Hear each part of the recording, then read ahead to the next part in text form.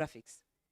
Most people don't want to read the very long reports that we write, the technical reports, and the data, the 63%.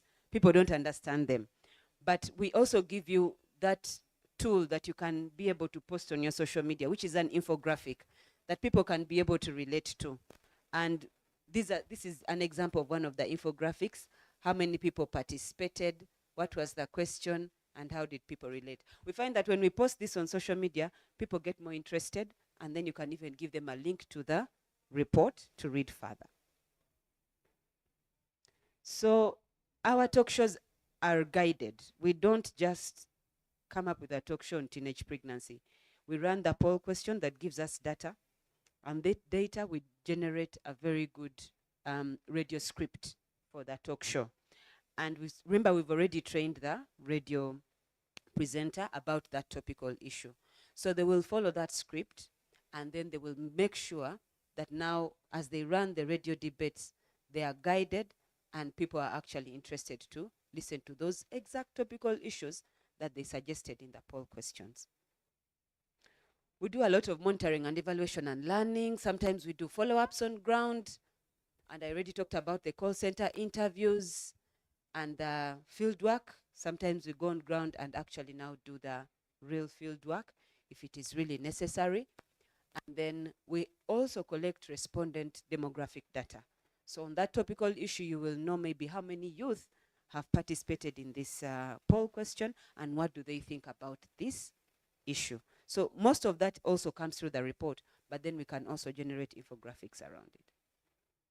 So those are some of the examples of the reports that we've generated in the past. The in-depth reports about the data that we've collected. They are free of charge on our website. You can go and delve through if it's agriculture, health, education, and you can read through.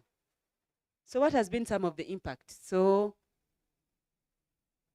with Track FM, you're able to actually work with a number of people, community leaders, youth leaders, all types of people in the community. And this is one of the people telling us that after appearing on the Track FM show, I was given a call that we need your help. So it's small incremental changes at a time, giving people a voice, plus also you've given them the right information and data, and they're well informed to make those incremental changes in the community. What about governance? Some of the data that we've actually generated has been able to support policy changes at the governance level.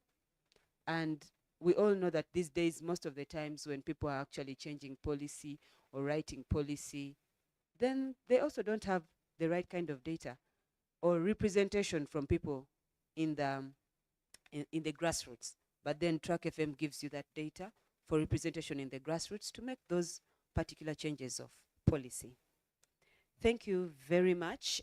We shall now go to the platform to see how many people probably have responded and see in case people have actually done anything to do with a poll question. How does it look like?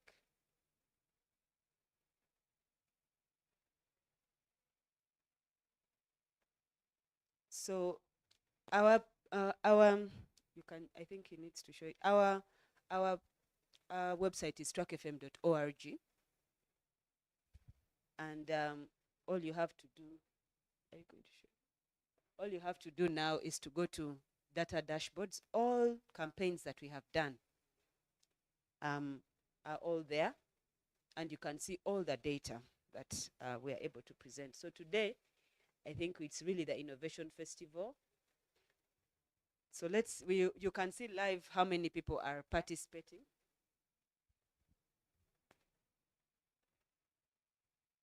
So 9 people have responded, and many people are here for healthcare.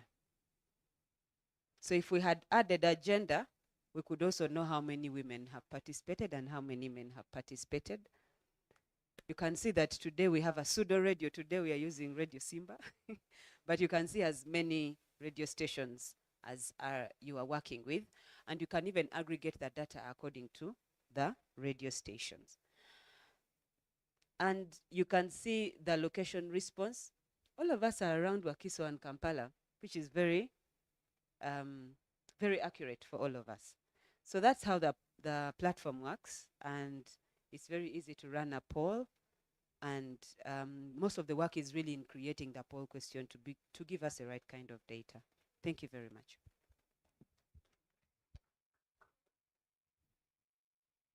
Questions?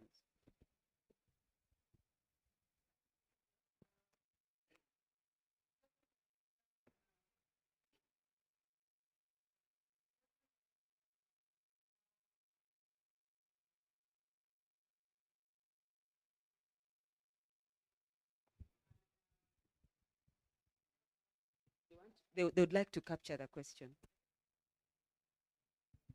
Okay, so my first question is, how does Track FM disseminate the information or the data that is collected? And somewhere you showed that court, that speaker, reporting that that data helped him to kind of like develop policy issues for his people, for representing his people. So I also want to understand, does Track FM go out on their own, collect information or polls on specific themes without necessarily being funded? And does it go out there to the community to disseminate, like to the specific community without like like getting a contract and you've done this work? And then I also want to know like how often is this data collected and how often is it disseminated? Like how do you do it? So Thank you. We work with partners. So this is a platform that we work with partners. As us, ourselves, we're not a CSO organization.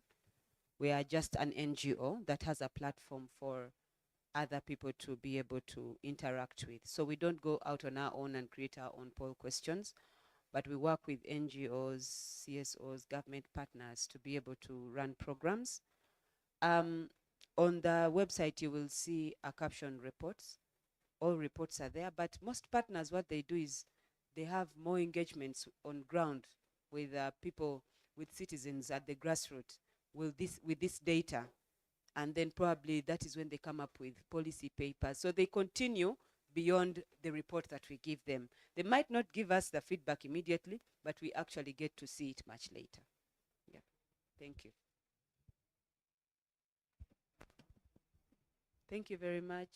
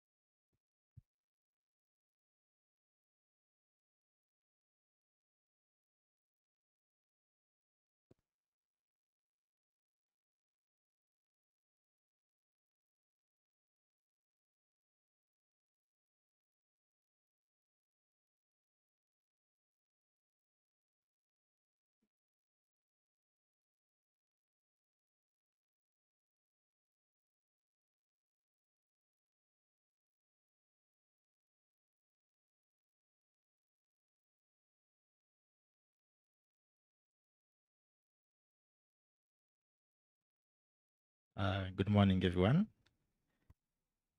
Yes, by names of Katende Godfrey. I'm a fashion designer, I am an event creator, and a community builder. But many people know me by being a fashion designer. I'm a founder of a clothing brand called IGC Fashion, and IGC stands for Ibrahim and Godfrey's Community Fashion. So basically, this is a community-based fashion label, which creates awareness about African traditions and heritage, but also having a very huge impact on communities where we come from. So we do lots of activations where we teach vocational tailoring skills to different communities around Uganda. On top of that, we also do lots of events where we teach about sustainable fashion. So we have an annual event called the Kwetu Kwanza, which brings about East African fashion designers in Uganda to showcase solutions that are going to inspire people to move towards sustainability. So using fashion as a tool to care for our environment. And today we have like a very huge or big question. What if fashion entrepreneurship could drive circular economies? And this is the world IGC have grown up from. You know, we've grown up. The brand have developed through a circular economy, and it's a pleasure for me to be here sharing with you guys how we're doing this in IGC Fashion. So yes, I'm here talking about sustainable fashion, but what does it really mean?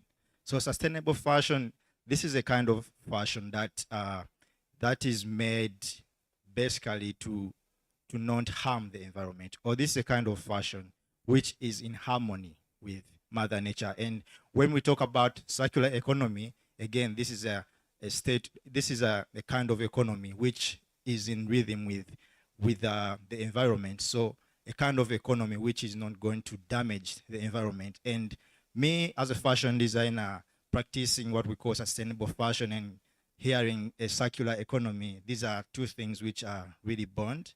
And I just want to share with you this kind of activities that we do, which are moving in the line of a circular economy. So last year, Uganda got a chance to okay, we didn't, but we were nominated to represent in the Olympic Games. So break dancers in Uganda were supposed to represent Uganda to the Olympic Games, but yeah, something happened and they didn't go. But due to that preparation, IGC was commissioned by the French embassy to make uniforms for the break dancers who are supposed to go and represent Uganda at the Olympics. And here we see a break dancer. These are the uniforms we did. And these uniforms, we upcycled 200 second-hand clothes that we got from the Owino market. And we bought like sweatpants, like each trouser like took 5 sweatpants. So one trouser, we could just upcycle 5 sweatpants to make one trouser. Again, the same with the shirts. So we upcycled these materials and we made such beautiful garments. And the breakdancers didn't actually really represent, but we made the garments. And to follow up, we carried out different workshops with the breakdancers, showing them like, why is it so powerful for you to wear second-hand or upcycled materials?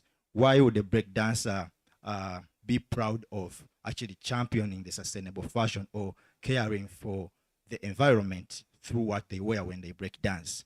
And I feel like this is a good activity that fashion designers around the world could adapt to, not just for the for the break dancers, but also other athletes, because while we have in the country, like many athletes are wearing foreign brands. So what is it for Ugandan brands to address like people like Kiplotich, like our famous athletes, you know, them representing the country, but also them caring for the environment? Because this is what we're talking about, circular economy, you know? Slow fashion movement. So slow fashion movement. Uh, slow fashion is also like part of sustainable fashion. But when we talk about sustainable fashion, we talk about that fashion which is not produced so fast, you know, and because most of the garments we are wearing are produced so fast, we need to slow down because the faster the pace they produce them, the more garbage we get. And we have a very huge problem as Africans that many garments are coming from the global north as donations or when people are trying to get rid of these garments and they end up in Africa or countries like Uganda. So we need to slow down the pace at which garments are produced because these garments here, of course, people buying them at cheaper price, but they are a very high cost that people in Uganda themselves are facing. We have floods in Kampala, and most of the times it's not because we don't have water tunnels, but these water tunnels are blocked by garbages, of which these garbages, some of the things are the clothes which are dumped easily. And Uganda has been a very Uganda have depended so much on agriculture, and we know like when people are producing so much, these garments are also having chemicals in them, you know. So if we have lots of scattered garments, the rain is coming and these chemicals go into our soils, you know.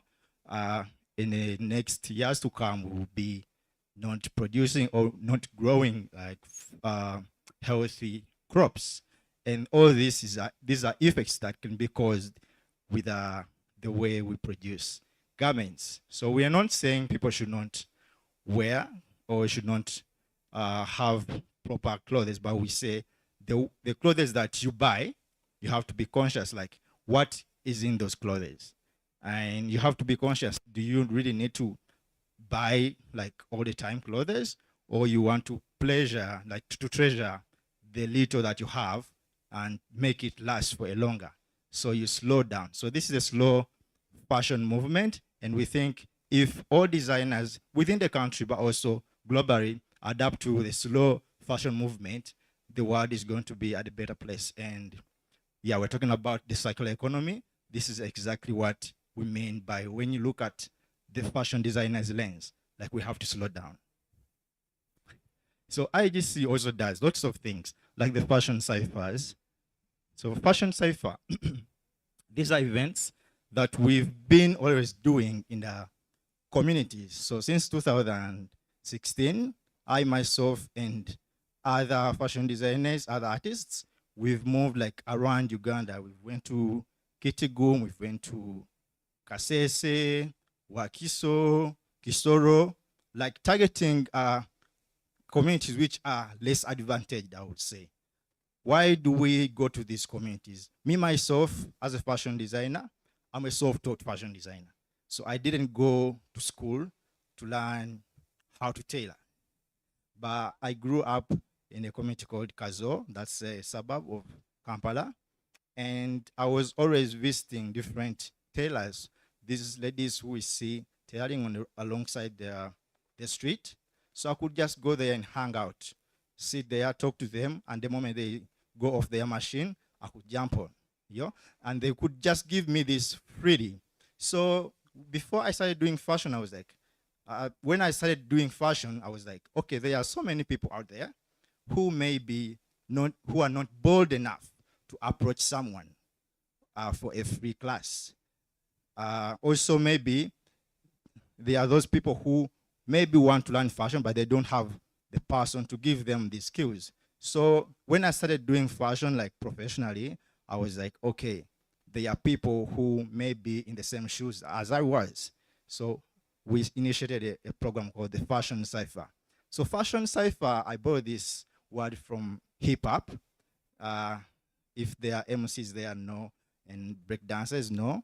I myself I'm from a background of hip hop. I've practiced breakdancing, I've practiced rapping, beatboxing, graffiti, so all this. But in hip hop, there is a cipher moment where people make a group, like a circle, and one artist come like between the circle and practice that element. If it's rapping, they rap in like in the cipher, in the circle, like in the middle of the circle when people are surrounding them. So for me, how I see this activity is you are in the circle, you are giving the skill out there to the people around you, but also you are transforming an energy to the people around you. And these people around you are cheering you up, or they are showing you you can do this. So you end up rapping more, or break dancing more with more energy. And I felt like this is something that which is missing in a fashion community. When I started doing fashion, it was very hard for me to approach some fashion designers. So fashion designers tend to have this kind of feeling like, I'm so cool, or you can't approach me if you are not on that level. And I feel like this is something we could really do as IGC Fashion to be approachable, but not just wait for people to approach to us, because maybe they'll be scared. So why don't we bring the cipher, the fashion cipher, to the communities, give those skills or that energy transition to the people we are going to be surrounded with, and then maybe they can tap into that energy and go back in their communities and do the same, because this is what hip hop is all about. So that's how we started Fashion Cipher. And today, the Fashion Cipher has grown. Apparently, we are building a fashion residence program in Kawempe. This fashion residence program is meant to teach designers in Uganda sustainable fashion techniques.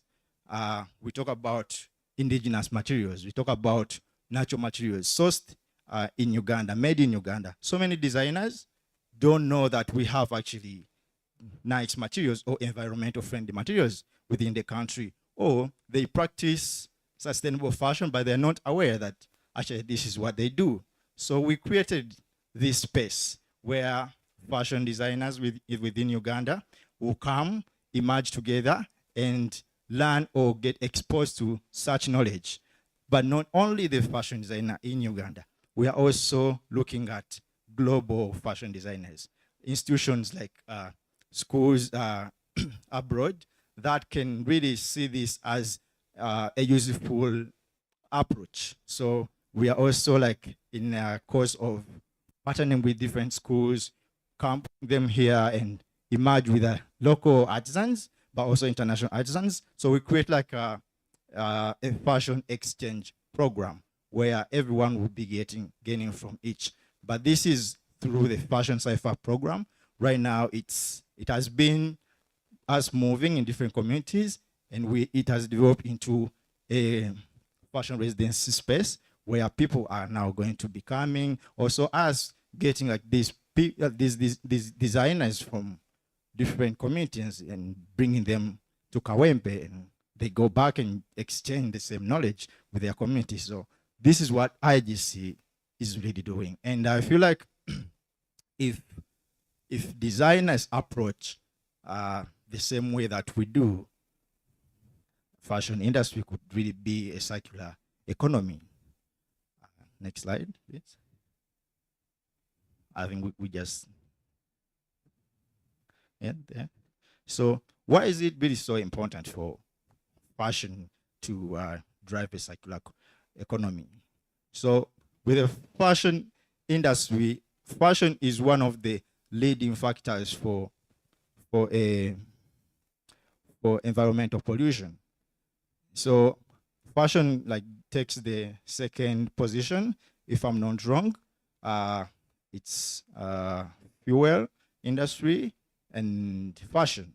So it's a very big factor that leads to the destruction of the planet. And when we talk about let's us be responsible for what we wear, let's not destroy the environment, this message doesn't only go to the fashion designers.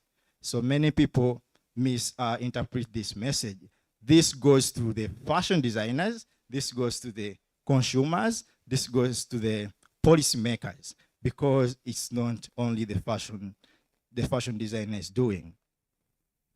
Now we see 70% of donated clothes worldwide end up in Africa, and 40% of that is almost half of the garments which are imported end up on the landfill or end up being burnt. So that's a huge percentage. But where do these clothes go? Like half of it is actually not doing anything. These clothes come as donations or whatever, but they're not fit. All of them are not fit for selling. Even if you go to Owino market, people buy like bales of clothes to sell, but they are going to end up sorting out the ones which are fine for the market, you know? But where are all these others going to go? So they ban them or they throw them away, or fashion designers like IGC, we go and upcycle, but it's not, we are not enough. We are not enough. Like these clothes are so much, so many of them will end up causing damages to the environment. Estimated 85% of the textile waste end up in landfill. The fashion designer industry is in large consumers of water. Fashion itself, like we have natural materials within Uganda. Why we really opt for fashion designers to work with natural materials? Because natural materials don't use a lot of water. Many companies, many garments that we wear go through chemicals, and like to turn a jacket like this color, they're going to use plenty amount of water.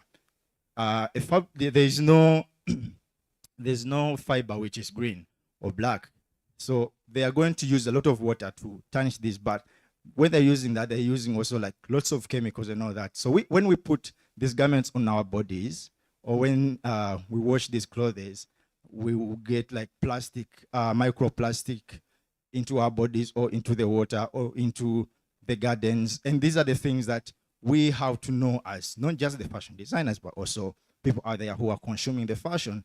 And all these things combined together, they cause a huge impact on our planet. That's why we say, like, we are looking forward to, like, fashion designers should look forward for like better ways to practice their fashion in like a manner that is really going to be responsible for the environment. So IGC Fashion runs on 3 pillars.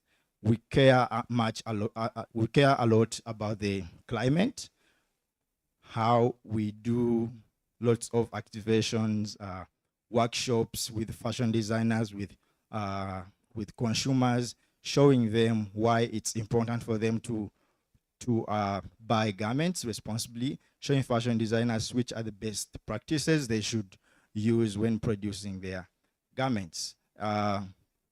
We cater about the culture perspective. So IGC is also celebrating a lot our traditional elements. So we work with backcloth, we work with cowshaws, we work with raffia. Why do we specifically choose to work with materials? Because we know as much as we are fashion designers, we are the problem we have within Uganda, but also it's a huge problem on the continent. Many fashion designers tend to source or to copy and paste inspirations from the Western world. And right now, fashion, like African fashion is at the boom. It's like bringing a lot of money within the continent. But what's going on, like many designers are copying and pasting.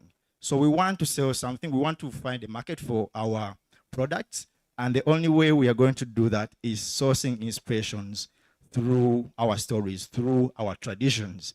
That's how we are going to beat the market out there. So fashion designers within Uganda, I am just begging you guys, let's adapt. Let's think about what we bring there. Let's think about what we bring to our consumers, because the way we think, the things we put there is how we are going to sell our country, but also that's how we are going to tap into the untapped market. So IGC work with the backcloth. Backcloth is is the oldest textile in the world. It's over 700 years. And IGC Fashion, why do we work with this material? Because this material is stigmatized by the people of Uganda. I don't know, like, why we can't see. We have brands like Puma, we have brands like Mercedes-Benz working with a backcloth. This is a traditional material, like 150 years ago, almost everyone in Uganda was wearing the backcloth. You know, so when we talk about cultural celebration, IGC standing up for that, many people are not, many designers or like even like our citizens within a country are not utilizing what we have to the maximum. And many foreign companies are coming and taking these things out there. So fashion designers and also like our fashion consumers, let's treasure the things we have. Let's go back and use raffia in the modern way. You don't have to use backcloth for only barriers, because many people are scared of backcloth, like, yeah, it's barrier. Yes, it is barrier and had its purposes why it was used as a barrier, but maybe don't look at it like that. Look at it like wearing a jacket, wearing holding a bag, because whatever leather can do, backcloth can do. And IGC has proven this. If you are also here at the Innovation Festival, check out our stock and see what we are making out of the backcloth. And this is how IGC Fashion is celebrating culture. Community, I already explained about it. We do lots of activations within our communities, giving back to the communities, sharing what we know, because we want to grow together. That if you want to go faster, go alone. But if you want to go far, go together. And this is like what we do as IGC Fashion. And I feel like it is a good thing if fashion designers adapt to what we are doing, or adapt to a sustainable fashion manner where we celebrate our culture, where we are so conscious about the impact that fashion does to the environment, but at the same time building communities. Yeah. So what should fashion designers do? What should we do as a and the industry? Let's educate consumers through our social media platforms. Let's use whichever platform that we have. Let's educate the people out there what it means to do sustainable fashion, but also they have to know the dangers of fashion to the environment. Let's also collaborate, because if you want to live a circular economy, you can't do this alone. You need collaborations. So let's collaborate with different people, brands, influencers, and fashion enthusiasts. Creating some events. So creating events, panel discussion, events like this where people come up and share their innovation to the world. So you don't know who you're going to inspire. Maybe those people who tap into what you do and also do the same. Create programs that reward consumers for engaging into sustainable fashion behaviors. And these are things which everyone can do. You don't wait for your government. You know, IGC Fashion has not got any grant from the government, but we are doing this because we are caring a lot about the environment. We are caring about a lot about our people, but also our culture. So these are things which we can tap into and move towards the circular economy.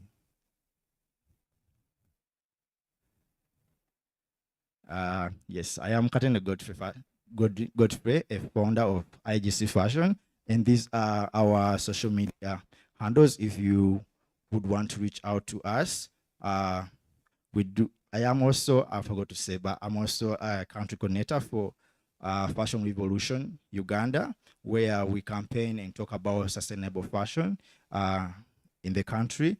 I'm a founder of the Fashion Cypher, the Kwetu Kwanza, and I also work with a lot of fashion designers within the country. If you guys have any question that you would want me to answer, just drop it in. I'm here.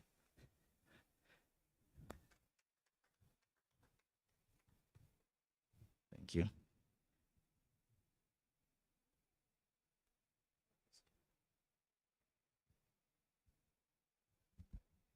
Thank you very much for your exposure here. I have maybe a question is, I understood that it's all about change the mindset of people, like to come back again to the roots in the beginning. So this is the main challenge. Um, but I also think another challenge, and this is the second stage probably, is the price. Uh, how you can manage affordable price for people here in Uganda using sustainable materials. Can you elaborate a bit more? Sorry. So, like the first stage is change the mindsets and the way that we think about our roots, traditions, and to appropriate that in a way. But the second thing, and I have seen many examples in other countries, that the challenge is price. Like, because we have polyester very, very cheap, but this because they are not used anymore and take many time, many years to elaborate. I don't know how much here, I'm not expert in Africa, but this bark cloth, for instance. And so I'm thinking about the price, because we want, like, the dream is to everybody use these sustainable materials and avoid polyester. But how about the price? How we can make it affordable for everybody? Yeah, thank you. So, if we are talking about sustainable fashion and want people to consume sustainably, there are so many different ways they can actually buy or purchase or have things which are sustainable. So, one of the things is always known to have pressure of buying new things all the time, because as we are in this room, we all have clothes, but we also want to buy a new thing. So the problem is we want to always buy and buy and buy, and this is a mindset that we want to change, because the more sustainable garment which is you are about to get is the one which you have in your wardrobe. So there is no need to buy or purchase a new thing. That's if you also don't have enough money and you feel like you want to always buy. So also being conscious of the cost or the price of what you're going to buy. So many of us are buying. If you check the garments that you're wearing, you're going to find out that they are either 50% polyester or all of it is polyester. And are you free to buy something which is going to harm you, or you opt to leave it? So these are things that I think consumers also have to know. And another thing, when we talk about sustainable fashion, we know many people say it's costly, which is so true, but also sometimes it is cheap, because when we talk about sustainable fashion, we talk about things which will last longer. So would you buy something which is going to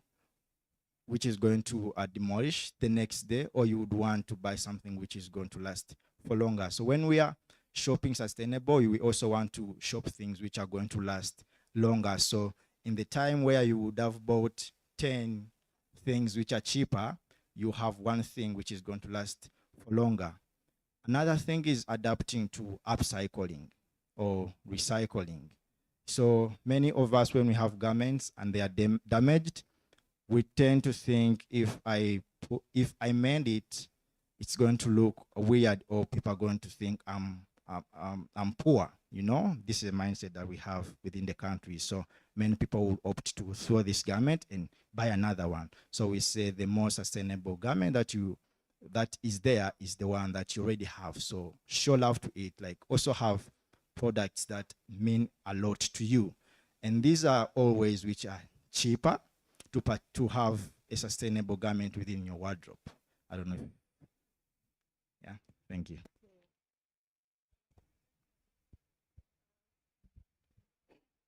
Yeah, my question is, you talk about sustainable fashions, you talk about mindset and all that.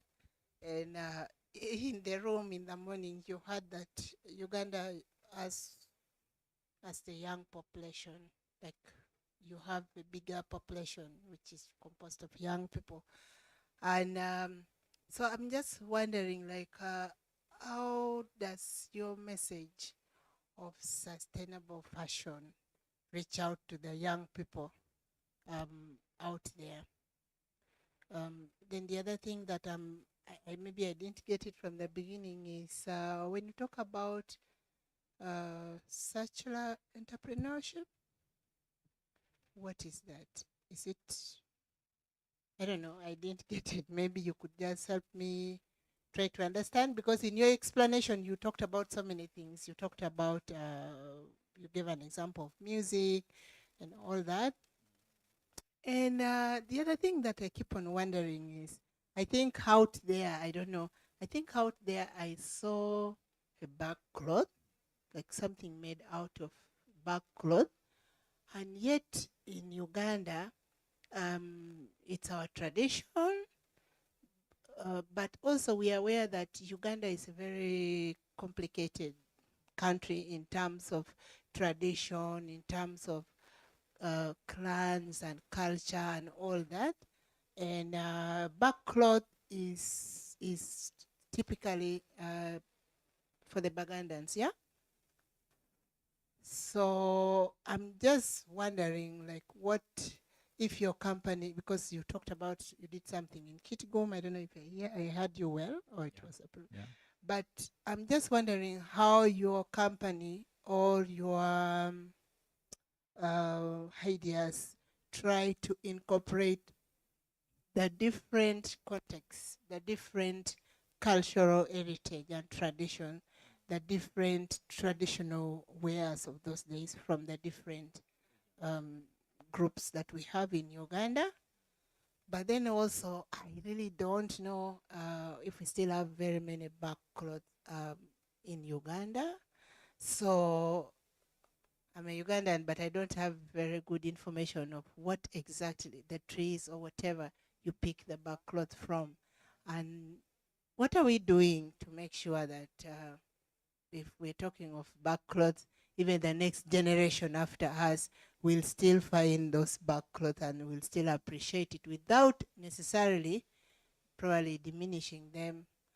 It's just out of curiosity that maybe you don't need to answer all the questions, but I just want to, just asking myself so many things, I don't know.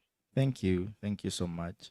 So how do we put our message there about I think I'll first go for the circular economy. So a circular economy, this is a kind of economy which is which moves towards is a kind of economy that's in harmony with the nature. So when we say harmony with the nature, we don't have factors that really harm the environment.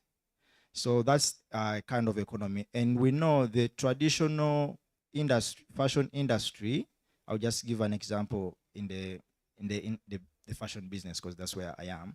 So the traditional way of making clothes, we saw that now we have impacts of garments where clothes are made out of so much chemicals.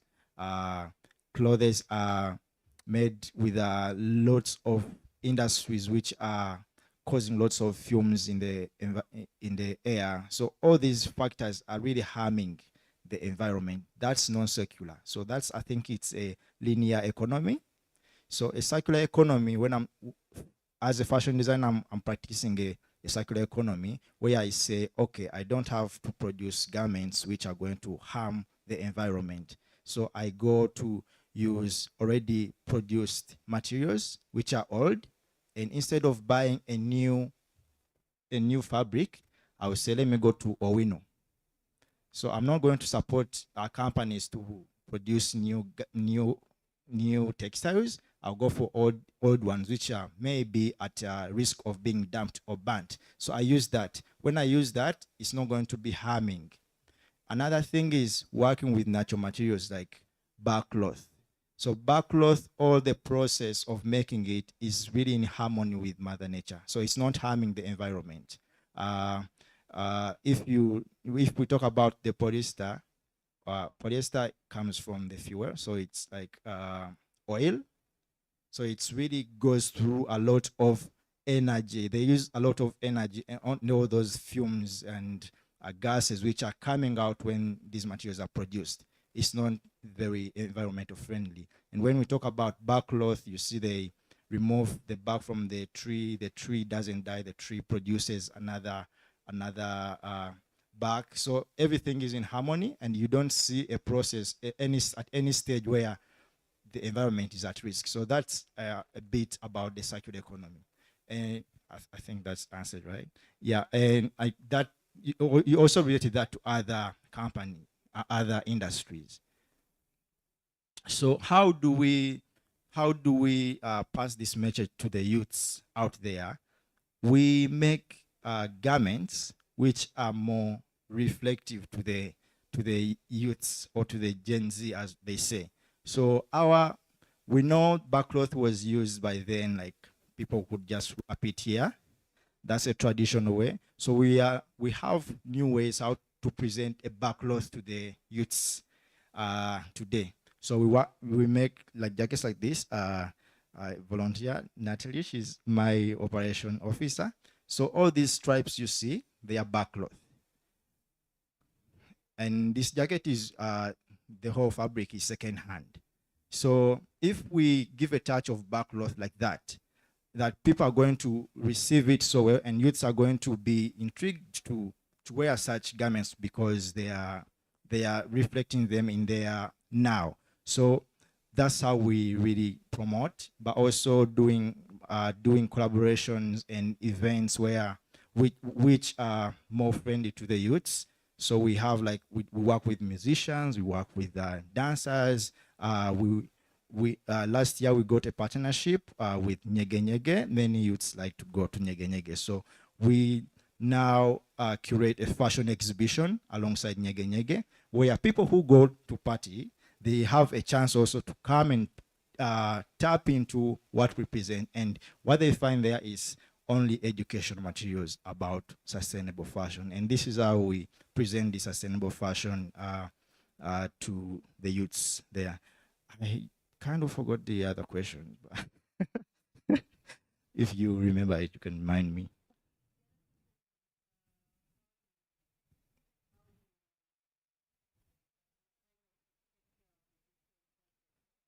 Regions, yes.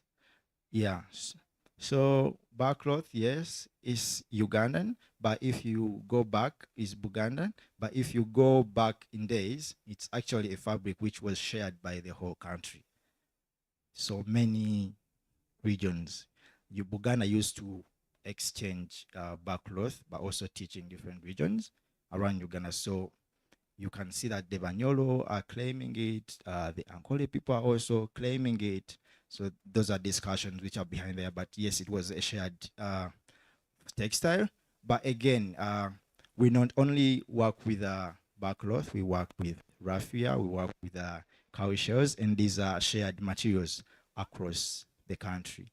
But also, again, beyond the materials, I'm also sourcing lots of inspirations or techniques like weaving and all that, which are shared within other regions of Uganda. So that's how I fuse everything and present it in a modern way. Yeah. Thank you. Any question? Any other? Yeah. Okay, thank you guys. My name is Katenda Godfrey. I'm a fashion designer from IGC Fashion. Today we also have an exhibition outside there. You can feel free to come and interact with us. We also started a sustainable fashion tour where we give tours to people who want to learn about sustainable fashion within Uganda. So we guide you and take you to innovators like in the fashion industry, those who work with who do batik, those who make materials from banana fibers. If you want to learn about the process of making backcloth and all that. So we have this tour experience that we innovated, and yeah, you can come and check us at our space there. We share more about it. Yeah, Katenda Godfrey. Thank you for having me, guys.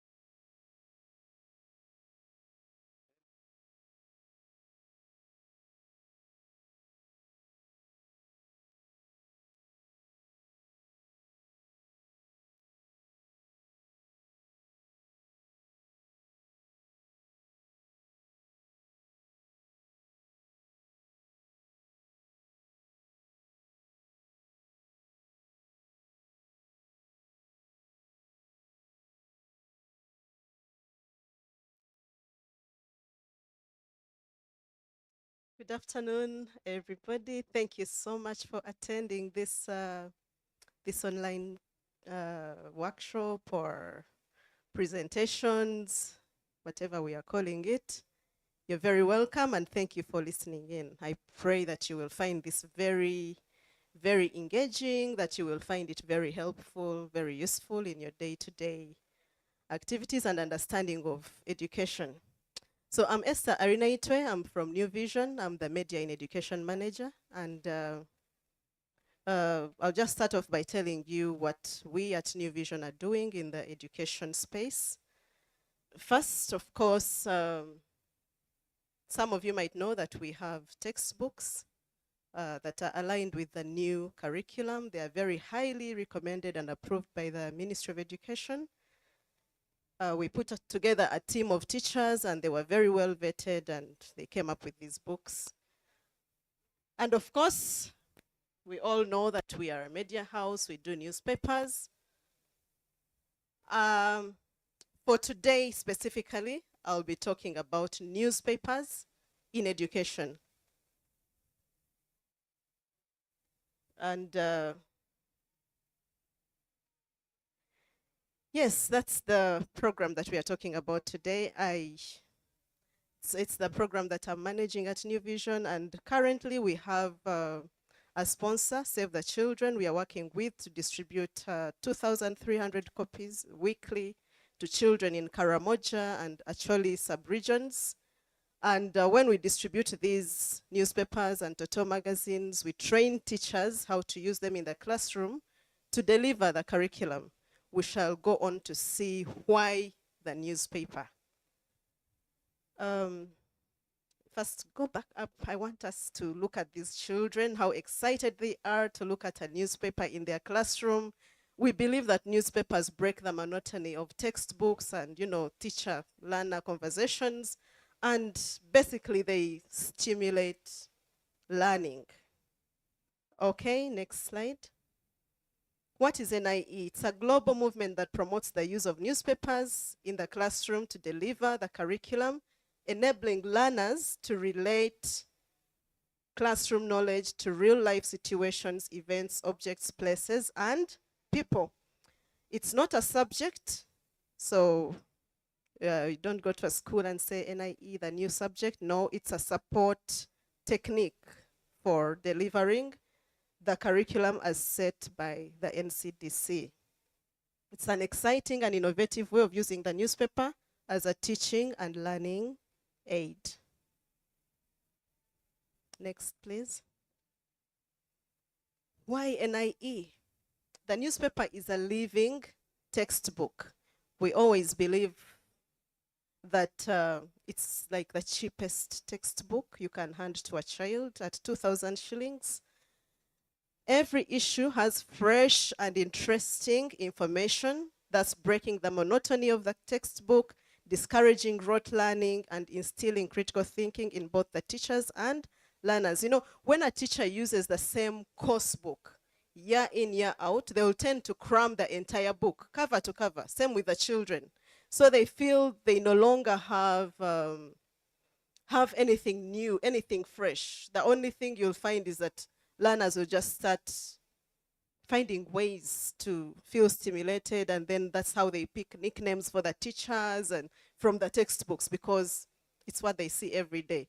But the newspaper is fresh every day, and most children find it very exciting. There was some research conducted where they placed a textbook and a newspaper in front of children, and most of the children actually crawled. They were very young children, crawled towards the newspaper, probably because of the big pictures and, diverse bits of tidbits of information on the newspaper. The newspaper can be used to teach any subject on the school curriculum. The only limitation would be the creativity of the teacher. But any subject, talk of English, very obvious, but talk of math, science, SST, there is everything that you can use to deliver the curriculum in whatever subject. Research has shown that students who use newspapers have better achievement levels than those who rely solely on textbook, and this takes us to critical thinking. there was a time where where you would pass exams by just reading questions and their answers. But that has changed. UNEB will tweak the question just a little bit. And if the child just simply crammed, even just a mere wrong auxiliary, for example, instead of using could, you use would or will, you end up failing. Because most children used to cram. But now with that change, children must critically think through what they are learning and even the questions they have been asked, and then respond accordingly. So that's how children who learn through newspapers and are able to critically think through problems that are presented in the newspaper and relate knowledge, they are better critical thinkers, and in the end, they will perform better. Next. The newspaper is an exciting teaching aid because it uses simple, everyday language. It is colorfully designed with big pictures and simulates the real world in the classroom by naming people, places, and events which the learners are familiar with. So it's different from a textbook. Sometimes the setting may be completely outside the country, or maybe not so close to the children, or maybe it's written by one person from a particular region in the country. But here is a newspaper that makes sure it covers all the regions of the country, 10 regions. We try to be as diverse as possible. We try to cover communities all across the country, and then of course a bit of foreign news and sports. Yes, so basically you find once in a while this child will meet a place and a person that they actually can recognize, or even is in the neighborhood, and that really makes them feel like education has come home. It's relevant to what they know, what they are familiar with. A well-researched newspaper like New Vision provides the children the opportunity to access a broad range of social, political, and economic information that would positively impact their academic work. So that talks of the diversity of information that is available in the newspaper. And like, I'm not discouraging using textbooks. Yes, use them, but the newspaper has something fresh it brings into your classroom because it has diversity.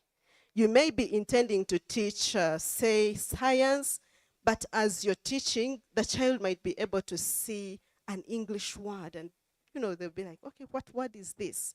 Say you've given a child a newspaper and told them, cut out the picture of the president of Uganda.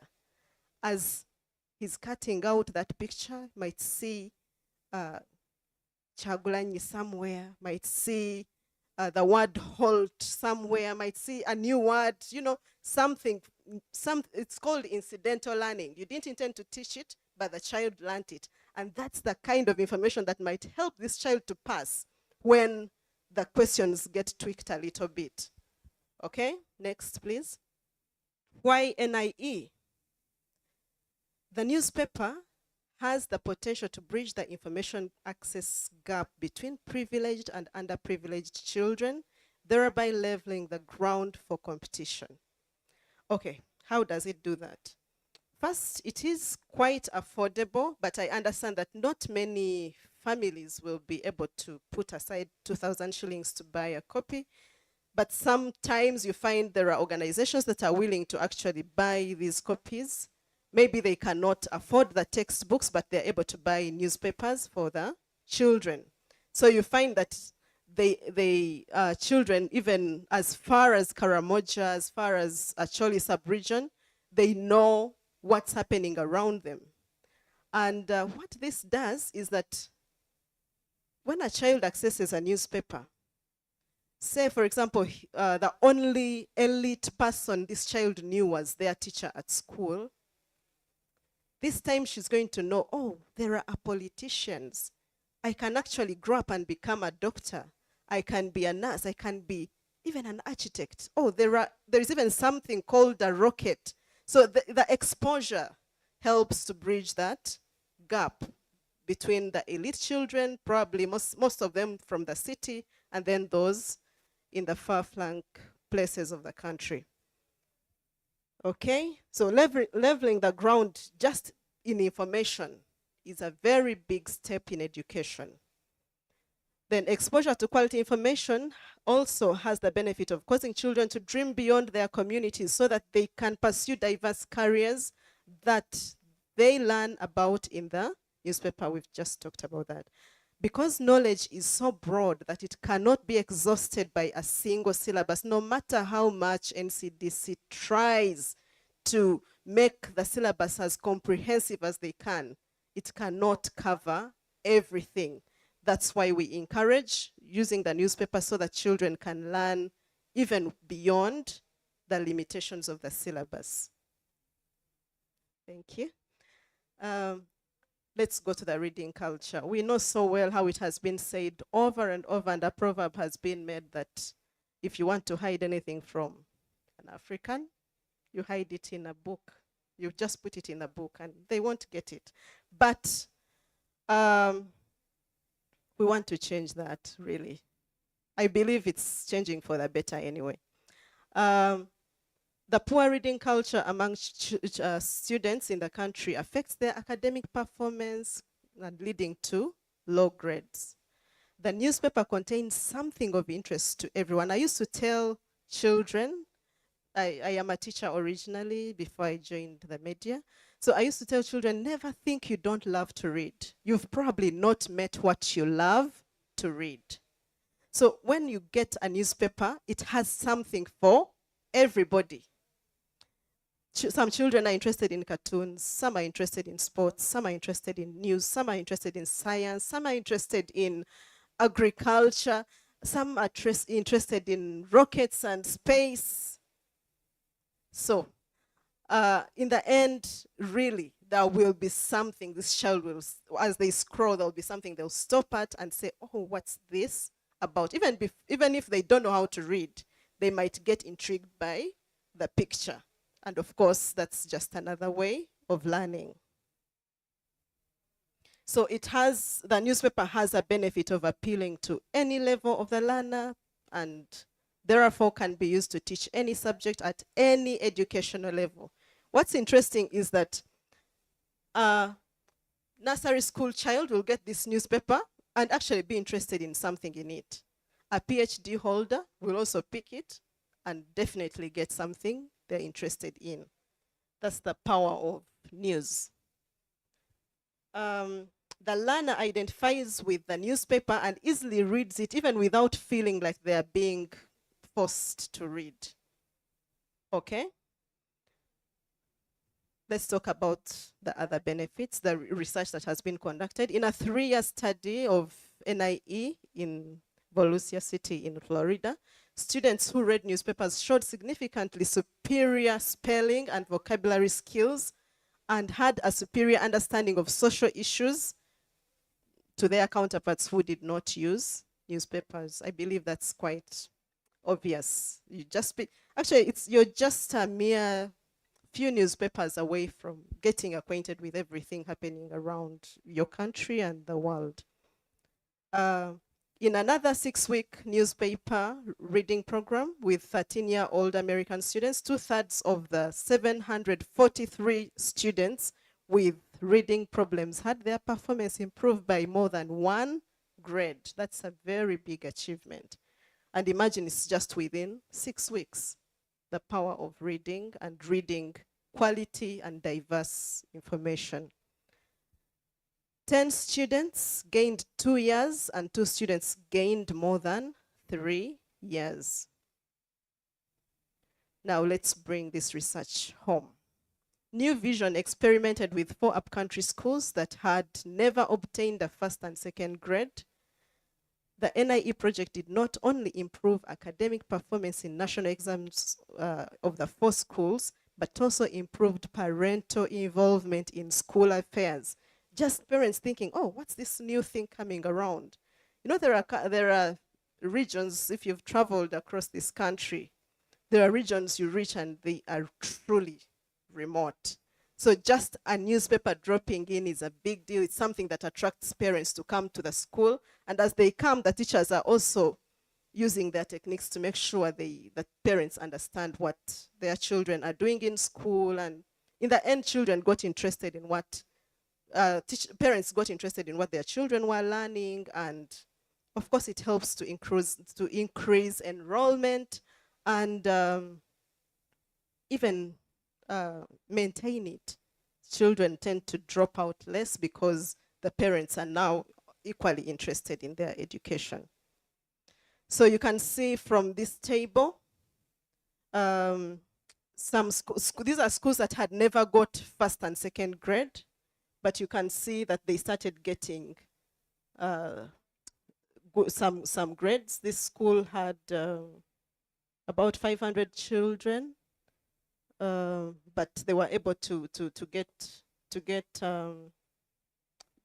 get 41 children in Division 1 and Division 2.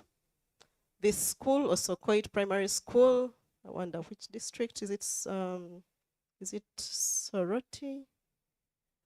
They had 800 children, and by this time, 2015, they were able to get 10 in Division 1 and 2.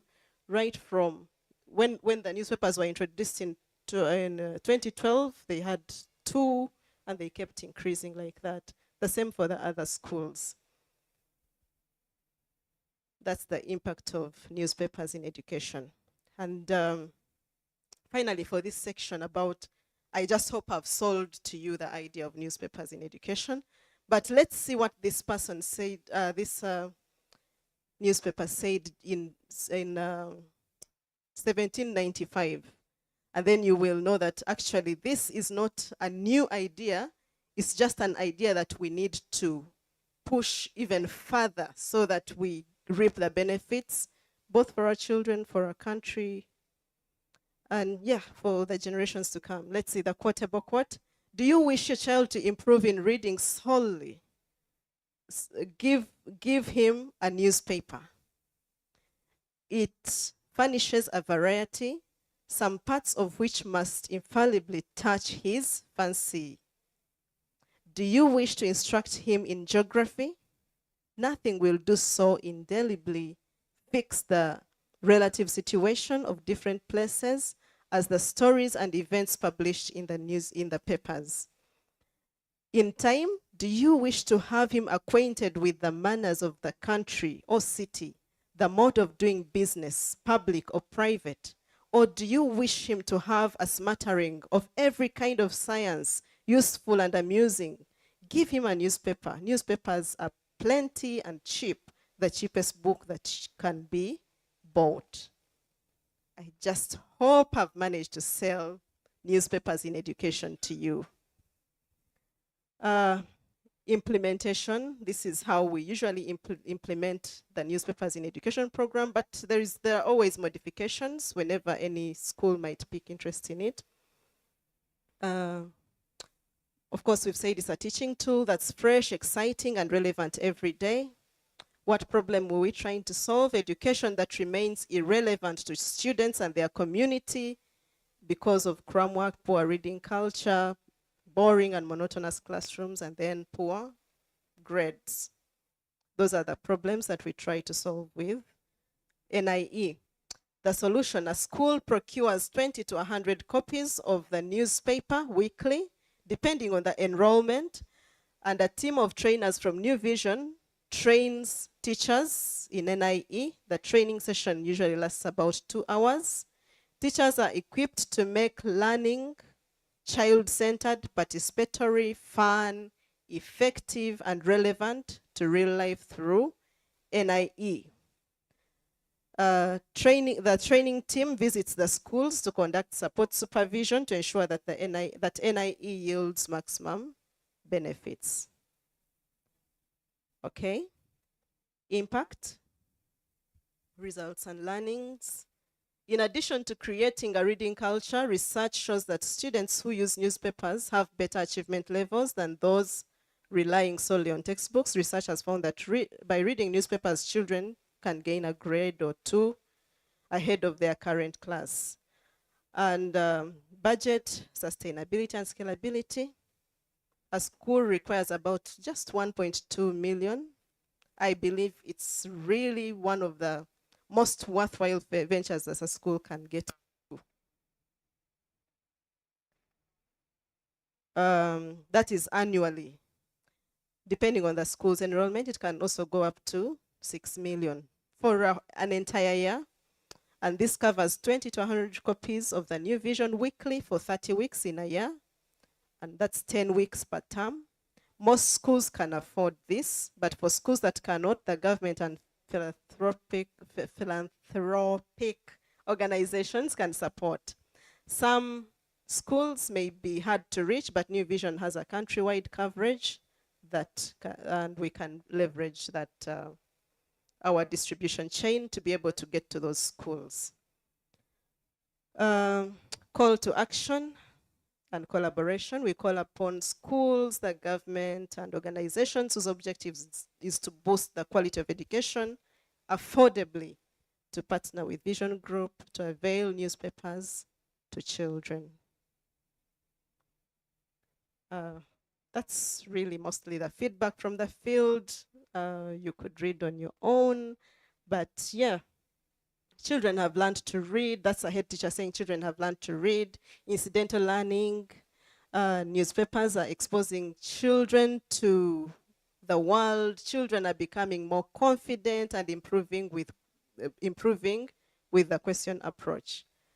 NIE exposes learners to current affairs while meeting the requirements of the school syllabus. And learners are saying, I like cartoons. I like the cartoon section in Toto magazine. That's the magazine Vision Group distributes. They make me happy. Yeah, it's just a cartoon. It makes me happy. But you never know what else the child is learning just when they are looking for or looking at that cartoon. The crossword puzzles. These children were talking about the things they like in the newspaper. And this one says, the crossword puzzles, it is for refreshment. It refreshes our minds. I like stories like Emma and his swaggerific cousin. It teaches us good English. Sometimes it's just, I want to learn some more English. Okay. Any other feedback from the users? A district leader once said, be the benchmark. They believe so much in this program where we have together with Save the Children and some other organizations like the Private Education Development Network, and even Huawei at some point came in, and several others have come in to distribute newspapers in areas where they're interested in the education of the children. Be the benchmark for the use of newspapers in education. This project should be rolled out in schools across the country. There will be no excuse for failures in exams for the schools using NIE skills. This was the Gulu Resident City Commissioner, Jane Frances Okili. And then some parents, feedback from parents. My children have started admiring people in the newspapers. They say they want to be like them. That's beautiful. Children are encouraged to stay in school due to influence from other children. From the other children they see in the newspapers. Okay. Are we coming to the end?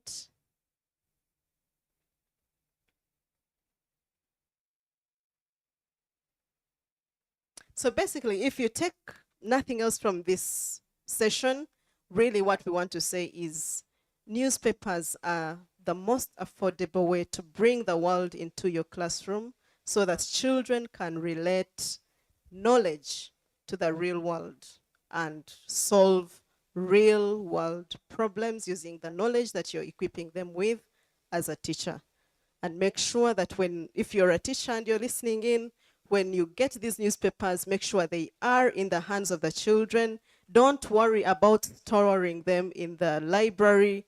You can have a copy for your library, but I mean, we keep a copy at New Vision. So if you ever get stuck, you can really always come to New Vision. But make sure these newspapers are in the hands of children. Don't keep them and start saying you're running out of storage. These papers, after all, a new paper will come out the following day and the other one will be old news. Just make sure children benefit fully from this program when your schools enroll to it. Thank you so much for listening in. Thank you so much for your time. Thank you so much for holding on here.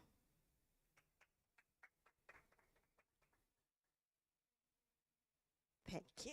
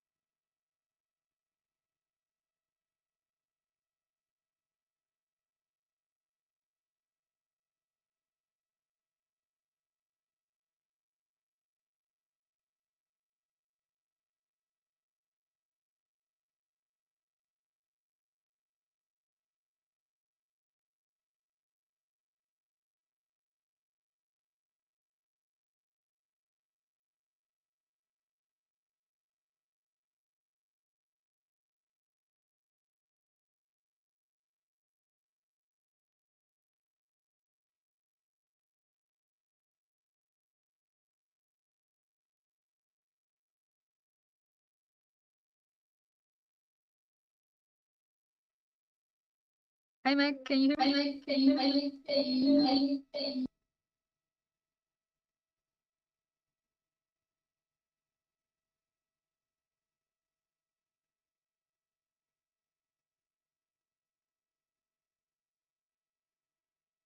Hi, Meg. Can you hear me?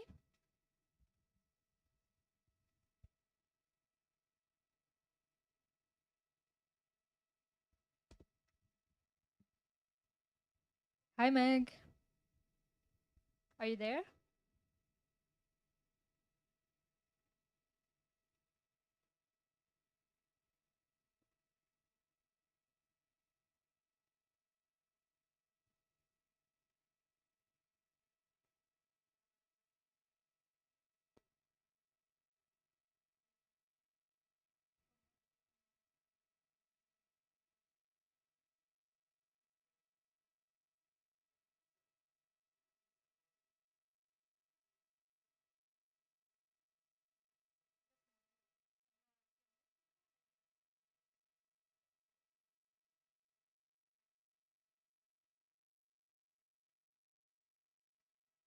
Hi, Meg.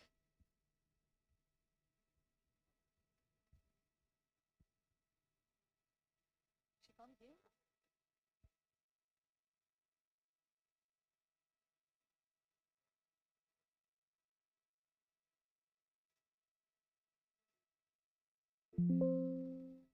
Hi, Meg.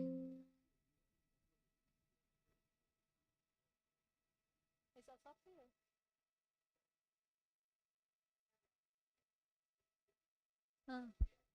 No.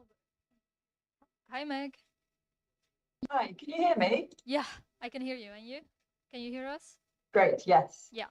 Yeah, Okay. I can hear you. So we're giving it a few more minutes. But Ruben here will manage your slide deck if that's okay.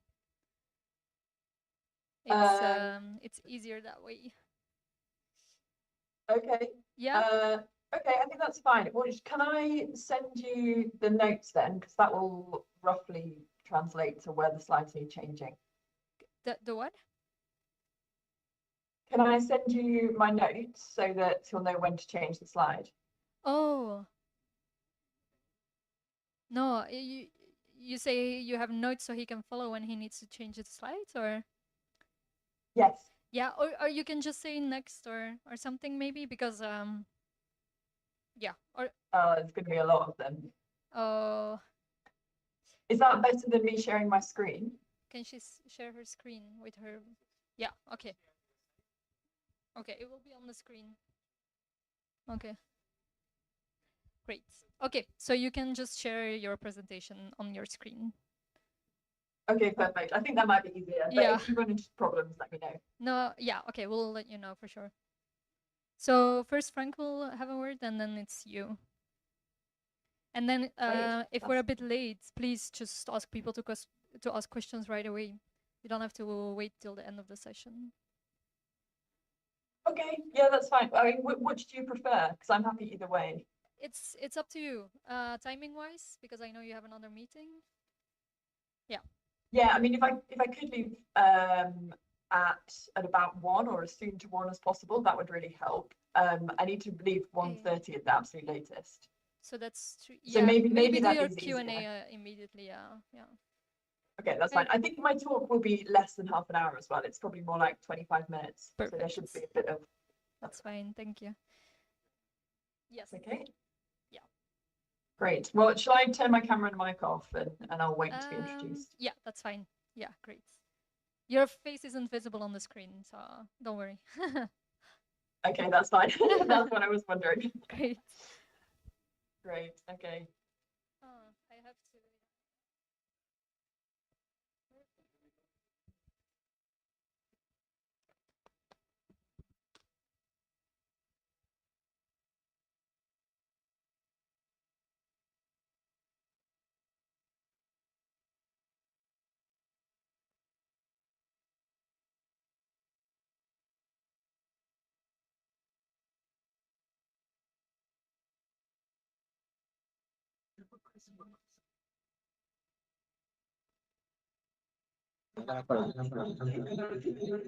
Sorry.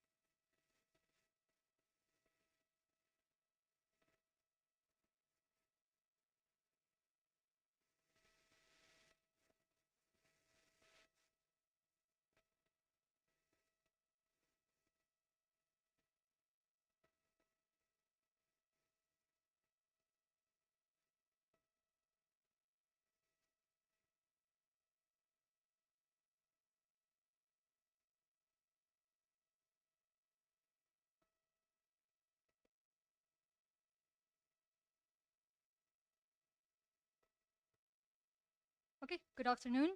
Thank you all for coming to our session about school design guides for this conference. I would like to welcome my supervisor, Frank, to the stage for opening remarks. Frank, if you would. Thank you. Thank you, Mariel. Good afternoon, everyone. I have a very simple duty just to set the stage. And I'll start by saying for the very first time, I chose to write something down. And I want to test myself whether I'm able to have good reading skills. So I'm going to read my remarks as I wrote them down. So the launch of the school design guideline today, the 19th June 2025. My name is Frank Wahibale. I work with the NEBO as a sector expert for infrastructure. And that means that my role is a team lead in that infrastructure team. It's an honor to stand before you today to mark a significant milestone, the official launch of the school design guideline for Uganda and East Africa. The infrastructure team, together with the CMU Minister of Education, work together to bring this to a reality. At this moment, I would like to request my colleagues who are in this room, Team Infrastructure, and my colleagues from CMU, the Ministry of Education, to just take a 1 minute, not 1 minute, but 1 second or one start, please.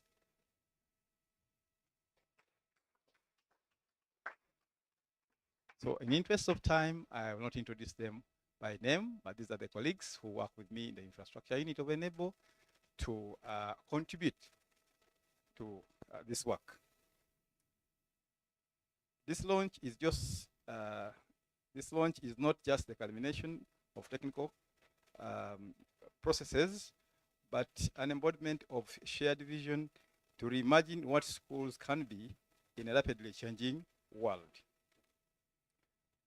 Under the new portfolio of NEBO that runs between 2023 to 2027, funded by the Kingdom of Belgium and other partners like the EU, the NEBO has committed to empowering young people and women to become active and economically independent citizens in a sustainable, inclusive society. A cornerstone of this commitment is ensuring access to safe, quality education and health services, especially for girls, refugees, and under-served communities. The various projects forming this portfolio, as you may aware, we have a number of them that we coin. We work, as it goes, is for working. We care, as it goes, is for caring for mothers and babies. We learn, as it goes, it's about secondary education, and we teach, again, is also in secondary education. Among others, like social protection, which are focusing on decent work and promotion of social equity. We are well aware that nearly half of the Ugandan population is under the age of 16. The demand for education has never been greater. The expanding access is not enough. We must ask a question that we need to expand access to learning facilities, but the question stands, what kind of schools do we actually need?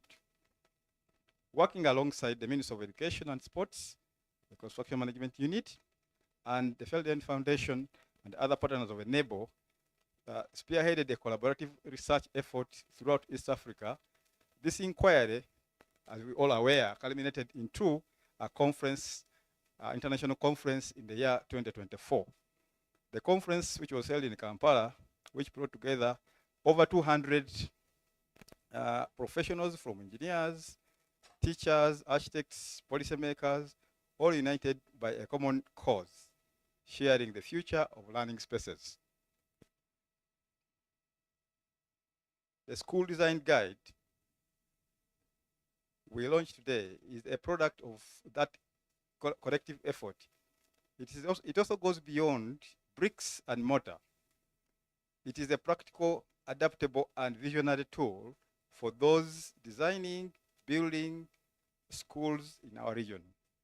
The guide promotes, as all of us are aware, the key elements that forms an attractive community school: inclusive function design for learners, suitable, sustainable construction using locally available materials, a community-driven approach in terms of design, where participation and ownership is actually encouraged and made relevant.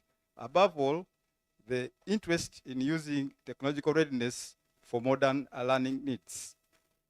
This guide is a call to action.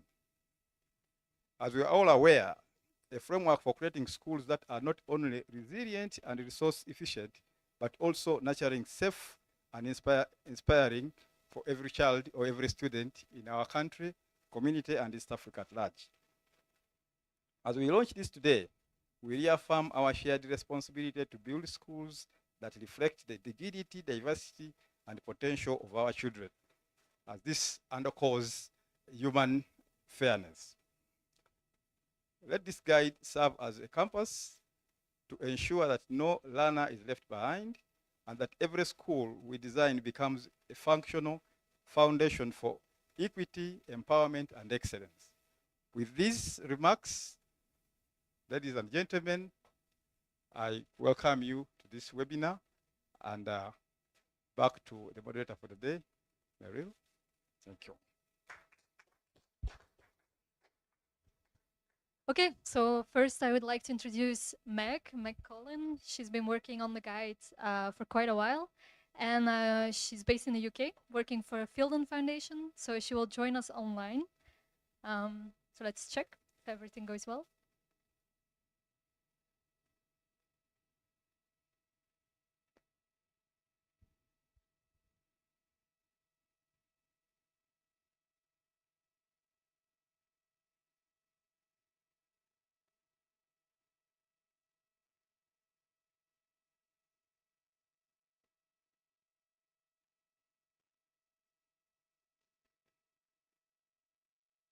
Good afternoon, everyone. Hi, Meg. Shall I share my screen? That would be perfect. Great. Hopefully you can see that. Yeah, all good. Excellent. Well, good afternoon, everyone. Thank you so much for joining. It is a big excitement, really, to have this guide launched today. My name is Meg. I'm an architect based in the UK, and it's been my privilege and my joy to research and co-author this book on schools design guide for schools design for East Africa with the Fielden Foundation in partnership with Enable and many others. The Fielden Foundation is a charity based in the UK and in Uganda who has worked with partners on a number of school buildings and design guidance. And most recently, that was the Manifesto for Climate Responsive Design, which you may be aware was co-produced with Enable a few years ago. East Africa is a beautiful and diverse region. And depending on where exactly you define the area, countries range from Burundi to Somalia, with a variety of cultures, tribes, and languages. It is a region with approximately 113 million school-age children, roughly half of its population. So this topic that we're talking about today is very pertinent for the majority of people in the area. So what is the need for design guidance on schools? When we just look at the population figures, and this is something that Frank alluded to, East Africa is a region with a rapidly growing population, especially in Uganda, and you can see that just by comparing the population curve with the UK.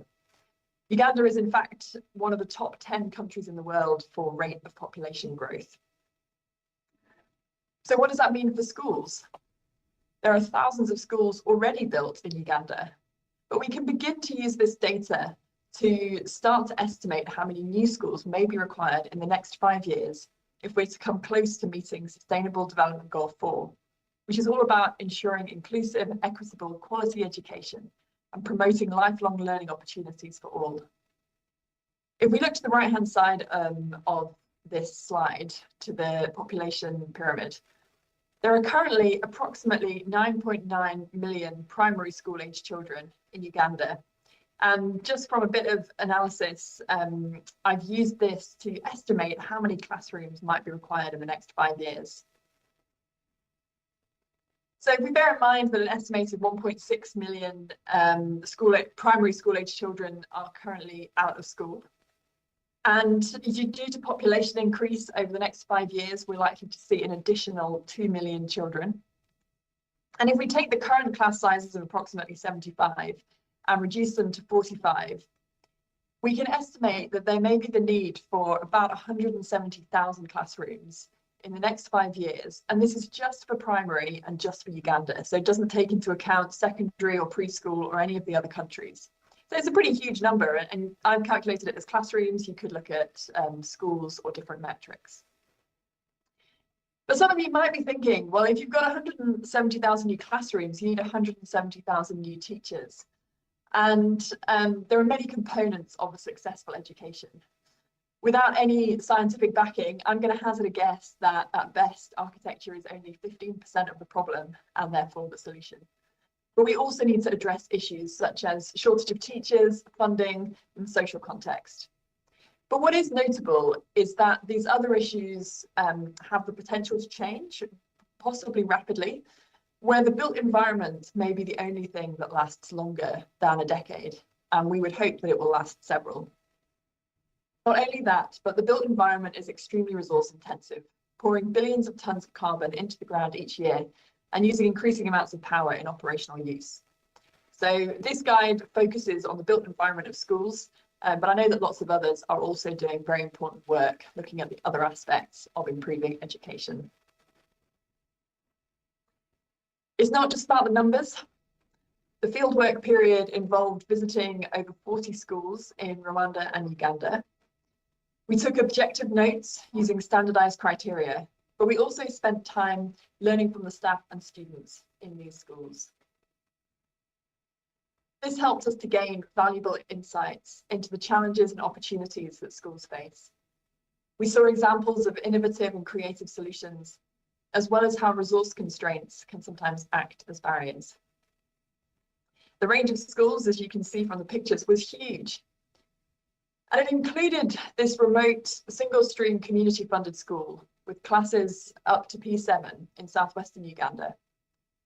This school had poor quality bricks, patchy shutters, no electricity or running water, and earthen floors with rubble in the corner. Students fetch water from the lake, which is about 40 meters as the crow flies, but as you can see from the picture, is also a significant drop. They use that water to fill a hand washing container, and for sanitary facilities, they've got rudimentary toilets that are essentially shacks with curtains. You can see them in the background. You can see my cursor. But I also visited some really well-resourced schools, like this boarding school in northern Uganda, with the most incredible sports hall that you can see here being used for exams. But when you go to the kitchen of this same school, which is probably not surprising to those of you in Uganda, the thing that it made me wonder was, if the walls of the kitchen look like this, what do the lungs of the people who work there look like? And not only that, but what are the carbon emissions from very inefficient wood-burning stoves that are essentially left cooking all day and which also contribute to deforestation? So our aim for the guide is to address both types of schools, whether they face basic resource challenges or if they just need to improve efficiency and sustainability. We're trying to do that by offering designs that are achievable on a restricted budget, which can be built without high technical expertise, particularly using local manpower, and which improves the quality through master planning, landscape, and internal comfort, among other things. This is a timeline showing where we've got to today, over in the bottom corner. So it's been a multi-phase project that began back in 2022. Research has included examination of national design codes, NGO guidelines, international standards. We've met with government ministers. There have been 2 design projects. And also quite importantly, we did a 2-day workshop at the University of Rwanda, where we really wanted to test the emerging principles of schools design with a cohort of young designers who had most recently been through the education system themselves. And the physical copies, I think, are being printed, or maybe have been printed, and should be available really soon for those of you lucky to be in Kampala. From the beginning, it was a work of collaboration. And again, Frank mentioned this. And we are immensely grateful for all our partners who shared their knowledge and expertise freely. I recently heard that the difference between cooperation and collaboration is that cooperation is working together towards different goals, and collaboration is working together towards the same goal. And it has been one of the highlights of my professional life to work with so many organizations who all had the same goal of improving school infrastructure in East Africa. And we know that goal has not finished, but we will continue to work to that. So what's inside the guide? I'm going to talk you through some of the contents now, and that's going to start with some overarching principles of schools design. So firstly, it's important that schools provide a holistic, child-centered education. And I know that this is something that Enable have done a lot of work with, particularly in thinking about curriculums. Schools are really learning communities which should provide a safe and secure setting to support the intellectual and social development of each child. And that's done both through the infrastructure, but also through the teaching styles. And classrooms should be designed to be able to accommodate that. Schools should have future-proof design for adaptability and flexibility. We can see that with the kind of population growth that we're expecting, there will be change and there will be growth, and that needs to be an integral part of any master planning. There may be changes in the curriculum, new methods of teaching, changes in the environment, additional technologies, increases in pupil numbers, and all of these things need to be anticipated. The school should be the heart of its community. It will often provide a child with their first experience of a community beyond home and family, and becomes their introduction to the wider world. And a well-designed school is able to serve its community in more ways than just education, but it might have facilities that can be used by community members at other times of the week. Really importantly, educational facilities should be designed for inclusivity and those with special needs. This should include equal access, and that again is in both the physical fabric of the school and also in more softer measures, such as how it is run. Schools need to be designed to mitigate and respond to climate change. East Africa has a relatively benign climate, so well-designed buildings should require hardly any heating or cooling, provided that simple bioclimatic design strategies are followed. And to find more detail about bioclimatic design strategies, I really recommend looking at the Climate Responsive Design Guide or looking at the website, which has a really easy to follow version of that. Schools should respect landscape, nature, and biodiversity. And the best schools that we saw all managed to integrate the landscape into the master plan, so that external areas are not just the space between buildings, but they form extensions to the classroom, areas for play and discovery, and also areas that can provide for the school through water management or food production. Schools must be designed to minimize maintenance and running costs. And this may not be a surprise to you, but when I looked at the figures a couple of years ago, the annual payment to a school per primary student in Uganda is around $5, which is to cover everything other than teachers' salaries. So there just is no budget for maintenance. And yet we know that degrading structures have a negative impact on learning and safety. So the designs need to be done in a way that really minimizes any ongoing maintenance, energy, or service costs. And last but not least, schools should provide high standards of health and hygiene. And this includes, but is not limited to, a clean water supply, and easy to maintain sanitary facilities so that children are safe and able to grow and thrive. The guide is split into 6 different sections, and I'm just going to give a very brief look at some of those now, but do have a look at the guide yourself, and yeah, you'll be able to see more in that. So it begins with a bit of an introduction, which sets some of the context of the challenges of education within East Africa. It talks a bit about who we think the guide is for, which we've put as designers and contractors, students, policymakers, and stakeholders. We hope that it will offer something to each of them. And also about how the guide can be used in schools design, both in that early stage and also as schools design progress through to opening. We look at site planning, which I think is one of the areas that architects can add the most value. We may accept that actually there are some repeating patterns of buildings which are successful, but how they are put on a site will really depend on topography, orientation, services, adjacencies.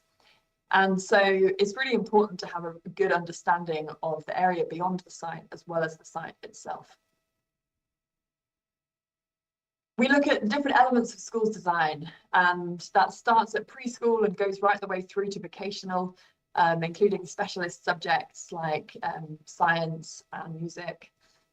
And it includes really important aspects such as accessibility and inclusion, which I know is prioritized by the Ugandan government, but in reality, it is difficult to execute well. So we look at both physical handicaps, but also other barriers or impairments which might affect how a pupil engages with school. We look at landscape, which, as I've said, is vital for food production, but also biodiversity, water management, play, cooling, and so many other aspects. And it may well be that investing in the landscape is one of the most cost-effective interventions that a school designer or leader could do. You don't need as much built infrastructure, and yet the output you get can be really rich. We look at materials and construction. So this includes a section on lower carbon materials, and also looks a bit about multi-story buildings. And as cities and countries in East Africa start to urbanize more, which we're seeing is happening at a very fast rate, particularly in Uganda and Burundi, there will likely be a need to go multi-story to make a more efficient use of land. But we want to make sure that this is done safely. And so there is some initial guidance of that, and also some signposts to further guidance. We look at environment and services. We're increasingly seeing solar used for power, sometimes water heating, and even as shown in this study here, for timber drying. This section also looks at wash elements, sanitation, and drainage to make sure that all the different parts of the school function well. And then perhaps the most enjoyable section to read is the case studies. We have 13 different case studies from across East Africa, and a really wide variety of schools. It includes one of Enable's teacher training colleges, and also several schools by Local Works. And I know that, that Felix is going to talk a bit about them later on. So I'm just going to share with you a case study from a design project that I worked on as the Schools Design Guide was developing. And for those of you who were at the conference last year, I shared a bit about it then, and I'm able to share some more progress that's happened since. So halfway through the fieldwork period, the opportunity arose to design a vocational school for the charity Ignite Change, who are based in Kamdini in the centre of Uganda. Due to time and budget constraints, the aim was to apply the evolving principles of the Schools Design Guide to the project in a light touch way that could be handed over to a technical engineer and site manager to construct. Ignite Change support vulnerable people through skills training, community work, business support, and advocacy. And I believe that Ambrose, who works with them, is there today in the room, so do say hi to him if you can. The brief for the project was to design a 3-phase vocational training school on the Gulu Kampala Highway, that included business outlets to ensure an economically sustainable operation. So I'm briefly going to walk through the design in the context of the 8 principles of schools design that I presented earlier. So firstly, the design is all about providing a holistic child-centered education. And maybe this comes more naturally with a vocational school, where the aim is specifically to provide those really key skills for the workforce. The student pictured here building that wall is 18-year-old Miriam, and she was raised as an orphan with her siblings by her elderly grandmother. She was unable to continue her education after primary school and felt quite hopeless about the future until she was able to get a scholarship to this school, which had recently opened. And it's really transformed her fortunes and her future. She's learning valuable skills which increase her employability and enable her to earn money to support her family. So this is a really key part about the school, is that the whole way through the design, we were thinking about who the end user was going to be and how the school was going to equip them to take part in adult life. Secondly, looking at future-proofing the design for adaptability and flexibility. I mentioned that it was a 3-phase master plan, and the aim was to get moving on the first phase quickly so that could help spur on further fundraising efforts and so that the school could open. So there were many different aspects of this, but one that I'm showing here is just the standard design for a classroom block, where we were taking into consideration that it may be a dormitory at times at the beginning, then it may be a tailoring classroom, lecture theatre, IT suite. There could be all these different uses, and we needed to ensure that the building would be able to cope with those. Then designing, the school is the heart of the community. So you can see the 3 phases of the master plan here, with the business outlets towards that Gulu Kampala highway, so that the school would not be operating in isolation, but that it would be integrating with both local communities and those travelling up and down the highway. We designed it for those with special needs, and that includes physical needs, but it's not only physical needs. So just 2 examples of that here. One is a ramp and one is an accessible toilet. And making sure that ramps are well designed so they can actually be used is really important to get right, because I saw lots of examples of ramps which actually I don't think anyone could ever have got up in a wheelchair. The buildings were designed to be very climate responsive. I've just included 6 of the different strategies that we used here, which many of you may be familiar with, and there were others also employed across the site. Respecting the landscape was really important, and of big interest to us was that this front section, labelled here as public park, had lots of wildlife in it already when we arrived, and it wasn't suitable for building in because it had been excavated in order to get Marram to build the road. So we felt like that seemed the perfect place to build more of a public park, so a slightly more managed green space. And that can be an amenity feature for the community, not only for a place to come, but also if they want to have pictures or special family occasions. We made it, I guess we made a point of working with the client to see where there were existing trees on the site. We wanted to make sure that those were retained and new ones planted. It was designed to minimize maintenance and running costs. Here I've used the example of the walling material, which was ISSBs or interlocking soil stabilized blocks. These are made on site, and actually in future phases, some of these will be made by the students. And they mean that you don't need to plaster the walls, which reduces the maintenance. They also had hard-wearing concrete floors, which again should reduce the ongoing maintenance.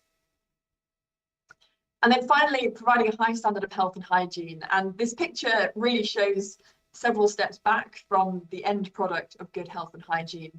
And that's about making sure that the civil work was planned in really early. So when we did our first few days on the site, we had a civil engineer with us who was able to take those measurements and ensure that well before the future phases were built out, we were planning in that civil work so that we could have good health and hygiene systems later on. We completed the designs in June 2023, and the client moved very quickly to start building, appointing a local engineer to do technical and permit drawings and to manage the project on site. The school opened for its first term in April last year, and I was able to visit later this summer and meet some of the students, for whom the possibility of studying at the VTI had opened up a really hopeful future. Like, I think it's around half of Ugandans, many of the students had never finished primary school. And so the ability to learn skills and increase their income is really transformative. And as with any project of this size, there were many lessons learned. And the three that really stood out to me is firstly that it is possible to design a vocational school in 4 days when you have the full engagement of the design team, client, site, and prioritization of energy. Secondly, that planning for expansion and phasing is really important, even if it means keeping more of a hands-off approach for later phases and just allocating portions of the site. But thirdly, and perhaps most importantly, it is that when your client is motivated and organized, they can get things built an awful lot faster in Uganda than we could ever hope for in the UK. And I hope, if nothing else, that is an encouragement for you. East Africa covers a huge area with varying climate, socio-political contexts, governments, and cultures. This guide covers the general principles which should be applicable to most areas. However, we realise that there will be a need for each country to write its own introduction, setting the scene, and to include its own addendum with local design codes, climate data, and case studies. We've completed the Ugandan addendum, and it's available for download off the Enable website. But we're hoping to be able to work with partners in other countries to complete those different sections. And we feel like this is just the beginning of the story. We can't wait to see how this develops and evolves over the next decade. But one thing is certain, there is no one-size-fits-all design. In the guide, we've tried to present principles that we believe will work, including example classrooms and cross-sections. But we can't pretend that the same school design will suit both downtown Kampala and rural Burundi. Each school faces a multitude of constraints, and there will never be a perfect solution, only pragmatic compromises. And with that, I'm going to finish. Thank you so much for listening, and I'm very happy to take a few questions now. Meryl, I guess you'll be organising that from your side. Yes. Are there any questions from the audience? I think you are very clear, Meg.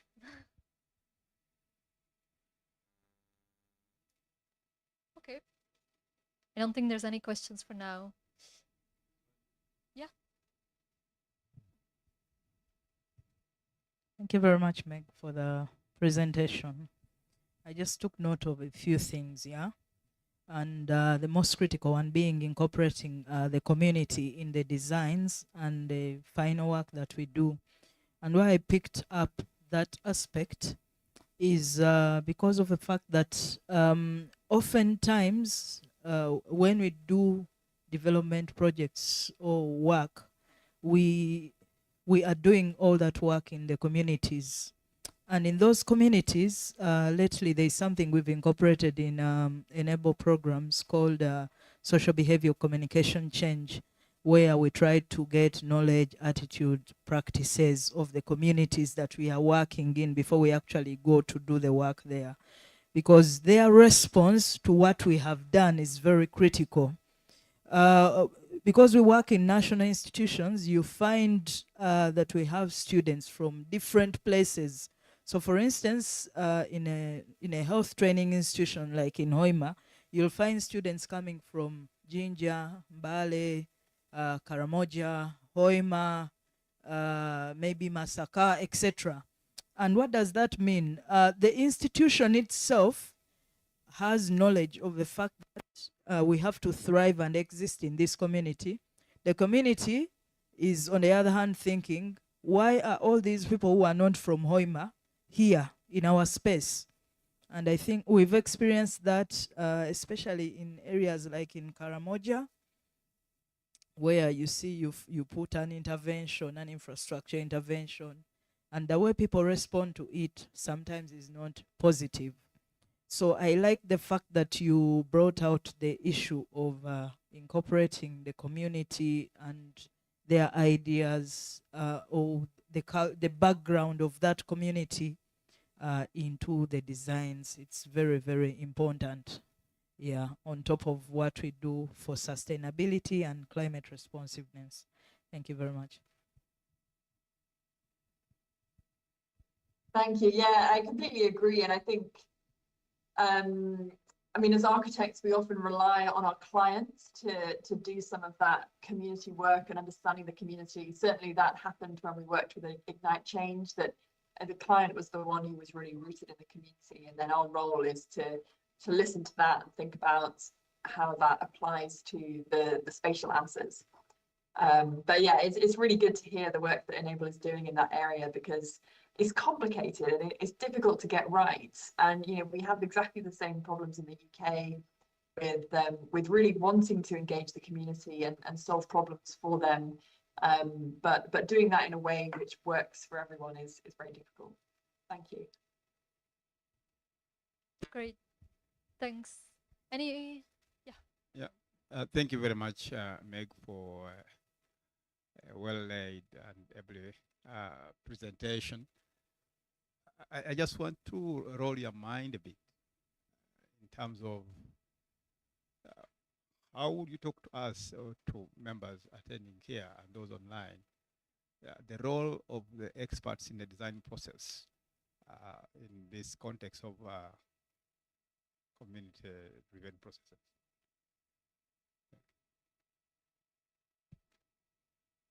So sorry, just to check I've understood your question. This is a bit about the role of expats in designing for schools that we really want to be community-based. Yeah, I mean, great question. I guess I've loved working on this, but in many ways I wish it was someone from East Africa who had done it. And I hope that as we go forwards, actually there will be such a wealth of architects and people trained in the built environment that it won't be someone coming from abroad. Although I guess there are some things that sometimes you can observe as an outsider.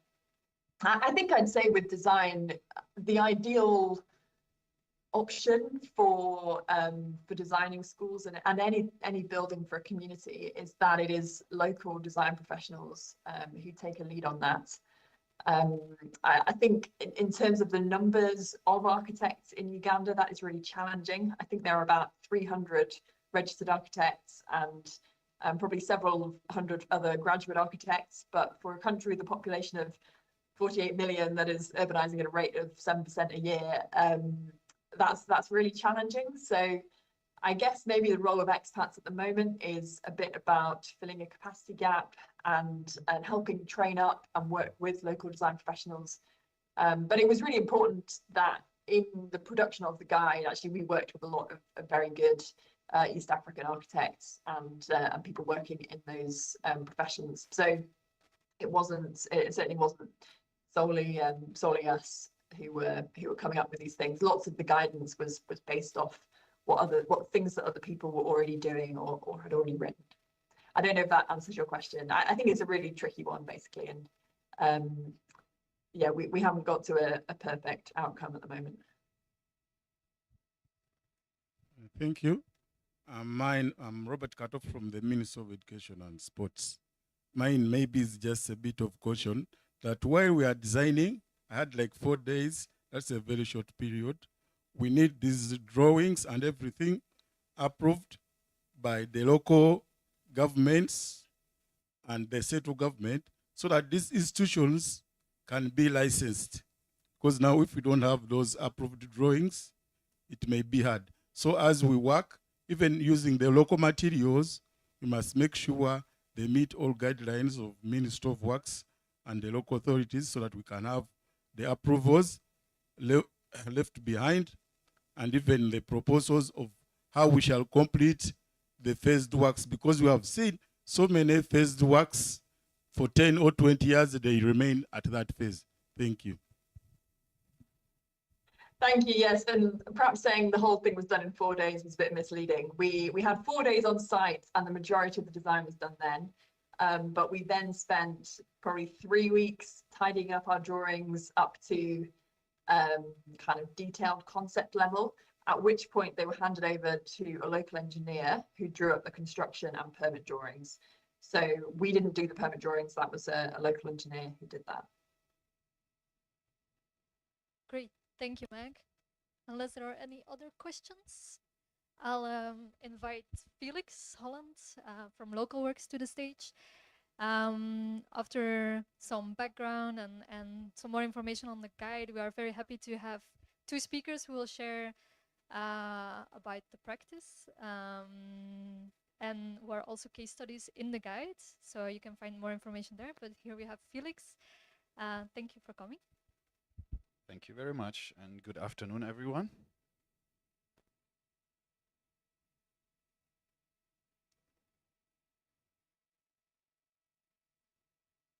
So I'm going to try my best to talk to you about 4 schools that we have done. And I'm going to try to put that into context of the school design guide, which of course I hope all of you will read when you get the chance to. It's already available online, but very soon it will also be available as a hard copy.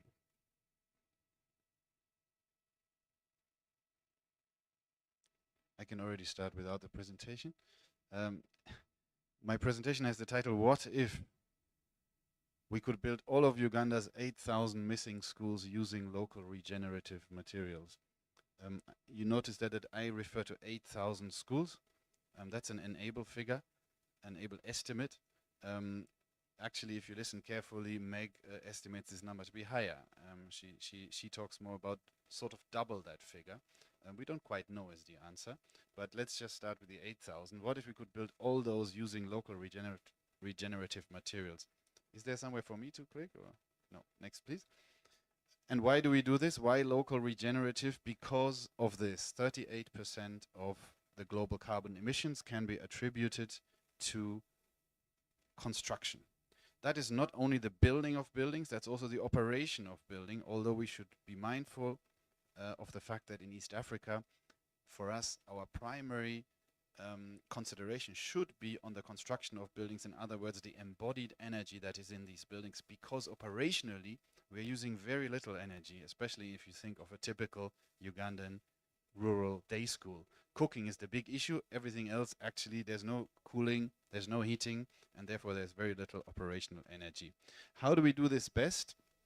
We do this best if we build buildings that give more than they take. That's sort of our big answer to this problem, and that is actually encapsulating the philosophy of regenerative design. Mother Nature gives us certain materials that keep growing. Those are the ones we need to use. And ideally, we even start building buildings that even produce rather than consume. Maybe that's sort of the step that comes afterwards. For us as a company, we combine this green ambition with an idea of changing the way we design and build. And number one here is the concept of being multidisciplinary. So not architects sitting in one room and engineers in another and builders in another. Our concept is to bring these all together, and especially also to incorporate the knowledge and the wisdom of the builders in the design process. These images show you some projects that we have done where during the design we develop mock-ups, partially even in the office itself. We have a certain playground, as we call it, where we do these things, but then sometimes also on site, where the actual hands-on knowledge of builders is being utilized and incorporated into the design before the design is completed. I'm going to show you 4 projects in the short time I have. Each one is Each one is under one headline. The first one is particularly on the headline of context, which is something that is very important to us. We are in Karamoja here, and this is actually a school that I believe features in the school design guide, which we sometimes term camouflage architecture. So it was really all about how can we embed these buildings entirely into the landscape, given that we were right in Kidepo National Park. this is sort of the location of the school. If you look carefully, you see the two schools, the two blue dots there, they represent our two locations. And this project was done by the African Wildlife Foundation in an attempt to motivate the local population to move out of a wildlife corridor that is indicated here in yellow. This is the landscape of Kidepo, and why I'm showing that is because when we talk about context, we talk about landscape if we are in the rural setting. It's a fantastically beautiful landscape with lots of kopjes, with beautiful granite stone, and that became our primary inspiration for the school. This stone is available everywhere there, and our first question was, how can we use that stone in a practical way, given the relatively scarce availability of the actual skill of doing stonework. The other thing that really inspired us was the local way of building the primary roof structure independent of the wall, which you can see here on the right. Our two sites, whilst using the same buildings, which was part of the brief, have a very different concept when it comes to the compound, the school campus, if you want. We developed one school, the one that is in the park, into sort of a local Manyatta-inspired roundish compound, whereas the other one is actually designed more like a demonstration farm, you could say. This is the design as it then turned out. You can see even in the drawings already the idea of using stone at low level, very sort of, these kind of plinth walls that you can sit on, that you can really use as little bench extensions and the like, and then earth as our primary walling material. We are big fans of stone generally. Stone is a regenerative material in itself, and it is available all over the country, and we use it as much as possible, especially in the substructure.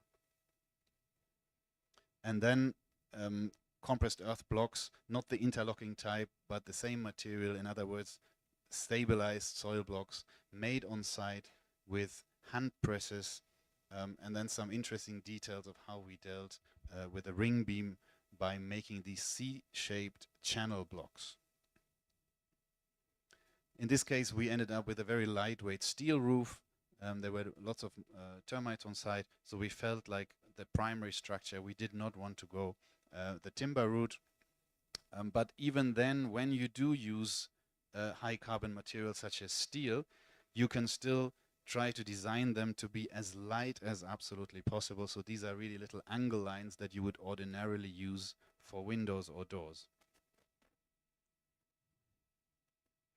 And then a bit of contextuality also in the color scheme. Simple window louvers and door louver designs that were inspired by local jewelry. The second project I'm showing you is much closer to Kampala. It's in Sentema. It's a school called Mustard Seed, and it is under the headline of material. This project was particularly ambitious when it comes to finding solutions to a zero carbon school.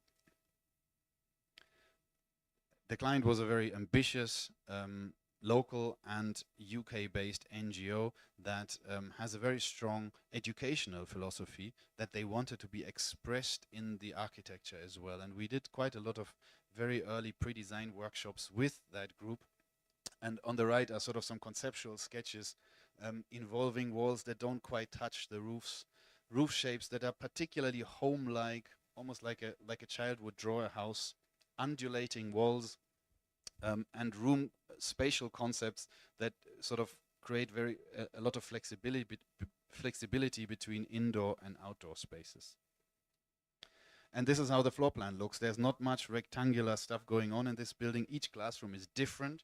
The idea being that a child actually goes on a journey through this school, through its 6-7 years in that kindergarten and primary school. And this is the answer we came up when it comes to the material. The client wanted a really, really green school.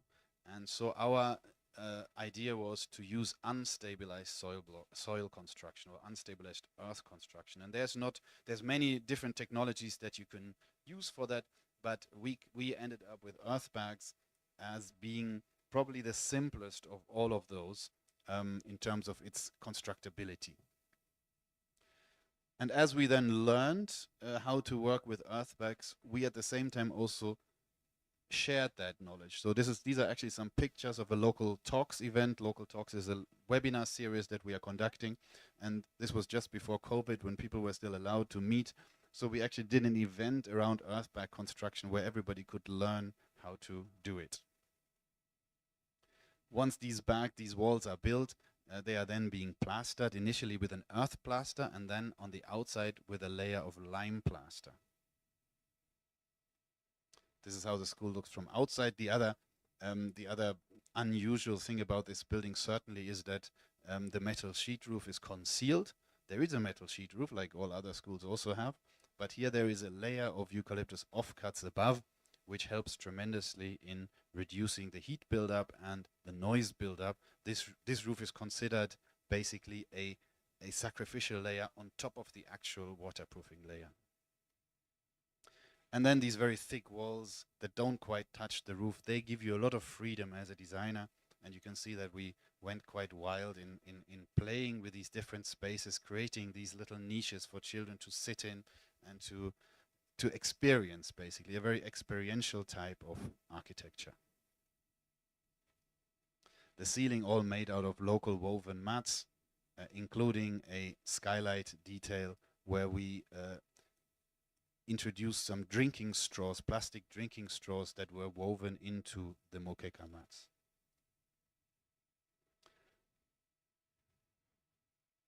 This is the completed school.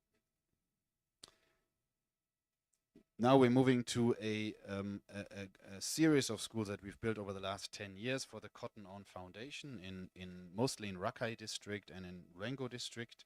I think we built about 20 of these schools. What was very interesting about it is same clients, same brief, different locations. That gives you a lot of room to learn and to improve. So these photos are from, I think, the third generation of these classroom buildings, and the buildings became lighter and lighter as we went through this evolution. What you see on this image is a lot of daylight and a lot of natural air, and then the use of sustainably fired clay bricks as our primary construction material. The schools are very simple buildings. Again, walls that don't quite touch the roof structure, thereby allowing for ample cross ventilation. All windows are basic shutters made out of a steel frame with timber planks. And then there's a few sort of pavilion-like buildings. For instance, this is a dining hall for a little primary school. We have some libraries and the like. So these are, if you want, the non-modular buildings within these campuses. Very simple, no ceilings, and really everything geared at reducing the weight as much as possible. This is an interesting system. On the left side, you can actually see that these walls are steel brick composite walls. The window itself is actually a column at the same time that stiffens the wall. So on the left side, you can see the window under construction. Then on the right side, you see how it has been filled around with brickwork. And the two work together to allow us to have a single skin brick wall. And from inside, you can see how much light and how much air there is through this simple technique, really. Then the last school I want to show you, since I only have 15 minutes, I need to go quite quick, is trying to find an answer to a question that we get asked a lot, and that is, how can we scale this up? Uganda needs at least 8,000 schools. There are 300 architects. That means 27 schools per architect. That's not going to happen. How can we build something that is simpler, but how can we build something that is cheaper as well and that is green? And eco-prefab is our attempt at finding an answer to this. Meg has already shown this, so I don't really need to go too much into this. We are aware of this, but this is important. Why should we use timber as a primary material as we are proposing? Well, because of what I said at the beginning. Timber is a regenerative material. What we are currently using are high energy materials such as concrete, cement-based materials. Uganda has signed the Paris Agreement, has committed herself to reducing carbon emissions by 25% by 2030. That's a highly ambitious target, and we believe that public infrastructure could play a very big role in this. And then there's another story, and that is actually a story of abundance. And that's the story of commercial forestry in Uganda. Uganda has a huge success story for the last 20 years in promoting forestry. And this is now really paying off. If you see the graphic on the left, it's a bit small to see, but the two bars on the right are 2019 and 2021. Orange is eucalyptus, gray is pine. This is the production of timber in Uganda. And it's probably also too small for you to see, but we are currently in a situation of overproduction where Uganda produces about 3 times more timber than it uses.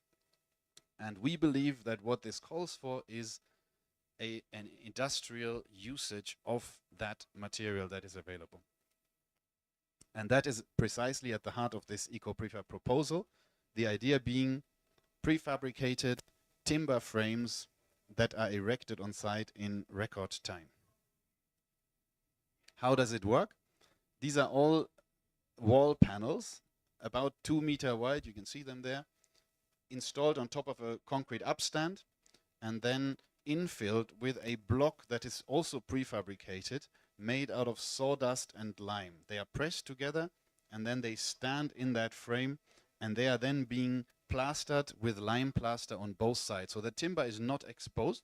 That's a critical aspect of this technology, because it protects the treatment from evaporating or being exposed to rainwater. We are using only certified timber, FSC certified timber currently from Busoga, and all of it is treated in borax and boric acid. Stone foundations, I've already mentioned, has lots of advantages, including a very low carbon footprint, and then some other details just to show you how the technology works overall. And this is how a typical teacher accommodation building looks like. We have started developing the teacher accommodations because we had a particular client who wanted to push for those. And one thing that this image maybe very clearly illustrates is that that these buildings don't look like timber buildings. They don't expose their timber. And as I have explained, that is a structural necessity of this technology. And we have in total now built about 52 units of these types of accommodation, and they behave extremely well. And the most successful part of it is that we have been able to reduce the CO2 footprint of these buildings by at least 75%. This is an image of a typical classroom block. We are incredibly excited to be able to say that Enable has confirmed their support for this technology in a way that we can now build pilots. We have 2 schools where we will build a classroom block and a teacher accommodation block with Enable's support. And we hope that in a few months from now, you will all be able to go and see these buildings in real life. Thank you very much.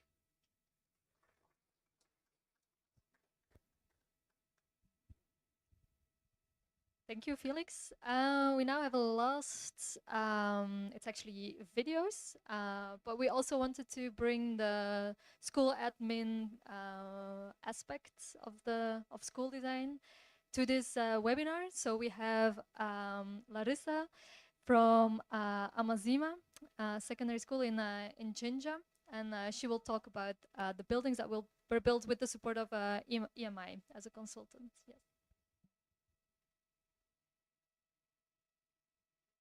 A very good afternoon to you all. My name is Narissa Raksisi, and I'm the Executive Director of Development and External Affairs at Amasma Ministries. At Amasma Ministries, we have a primary school, a secondary school, and a small clinic on both of our sites. What has excited me about the buildings that we have built is that there was so much intentionality that was poured into our buildings. We decided that we didn't want just a standard type of school. We wanted to make sure that the buildings that we built had a real sense of intentionality. And so what we decided to do was to make sure that they were spacious, they were long lasting, and that there was a dialogue between all the buildings that we did. And so we sat down and we did a master plan with EMI. And EMI was incredibly valuable and important to the work that we did, because they helped us have a real understanding of both the external and internal workings of how buildings should function. And so we had function and we had beauty and we had form. And that was something that was really, really important to us. One of the things that we recognized as well is that a lot of our students come from peri-urban settings. And within those peri-urban settings, they tend to be crowded spaces that are dusty and have a sense of people almost living on top of each other.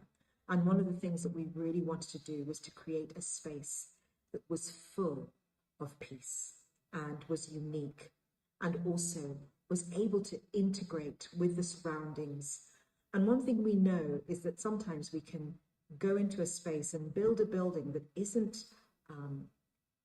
in rhyme or in keeping with the landscape. And so what we decided to do was to keep both the hills and the slopes and the flat spaces and work into those spaces.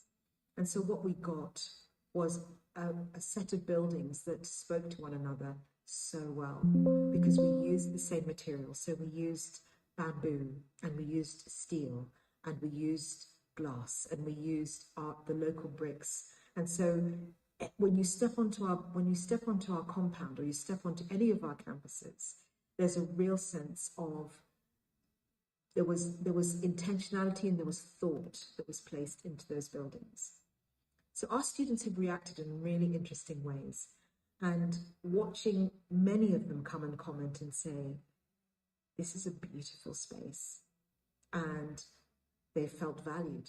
We have this one space on our Njero campus, which is called the Hub, and it sits right in the middle of our campus, and it has our basketball and our volleyball and our football grounds on the left, and then to the right is the library, and then behind them is the cafeteria. And staff and students all sit in that space and discuss and laugh and cry and cook and campaign and compete. And people just want to just sit there for hours. And so we're grateful to EMI because they spoke to us about the importance of being in. A very good afternoon to you all. My name is Narissa Raksisi, and I'm the Executive Director of Development and External Affairs at Amasma Ministries. At Amasma Ministries, we have a primary school, a secondary school, and a small clinic on both, being in keeping with the landscape, being in keeping with spaces that would allow students to feel not just a sense of calm, but also a sense of purpose. And so our students walk from building to building, having a real sense that they're going to progress, they're going to go out into the world, and they're going to make something of themselves. And one of the things that we thought of as well that really came out of this, that really touched us, is that they can go to any campus in this country and not feel intimidated in any way. They just walk on it and just feel like, this is okay. We come from a space which we can also be proud of. And so what we have is students who aspire to having buildings like this, having an aspiration to make sure that they are concerned about the environment. We have spaces that students feel like they can look after and clean, and there's stewardship at play. Our teachers have a real sense of space within the buildings that we've built. So we've tried to make them a little bit bigger so that our students feel that they can interact with teachers in specific corners of the room. We've had glass so that the transparency of teachers being able to look in, other staff being able to look into a classroom, and there being this sense of safety on both sides. So for me, when I think about how we've built and why we built what we built, I'm amazed at the generosity of the building. The building, it feels like it gives us a warm hug, for want of being romanticizing the whole thing, but it really does, because There's a softening of we have wood panels on our ceilings, and that's softened the building. We have terrazzo, which we know is long lasting, and we're constantly saying to people, you know, we are a country that loves to be outside, but we have to be inside. So we brought the outside in, as it were, and so we have these huge doors that look out onto nature. And so one of the things that we've really noticed as well is that our landscape is such an important part of our buildings, or just building in general. We must have beautiful landscapes. We must have greenery around, which brings such a sense of peace. I've watched our 5-year-olds as they've walked in onto the campus at primary school and seen them just imbibe everything that is around them. I've watched our secondary school students step onto the campus as well and talk about this peace that they don't understand. And I think there's a lot of reasons. One of them is spiritual, of course, for us, but at the same time, it's because there's a unity amongst the buildings. There's a sense of dialogue, as I said, amongst the buildings, and there's an intentionality in what we do. So I just really hope that you enjoy your time at this festival. I know that it's an online one, but I'm also really excited about being able to showcase the work. If you want to come and visit us, you really can, because I have been so being in keeping with the Okay, so we have some time left for a Q&A for Felix or Frank, if there are any questions. Yeah, feel free to. Penny.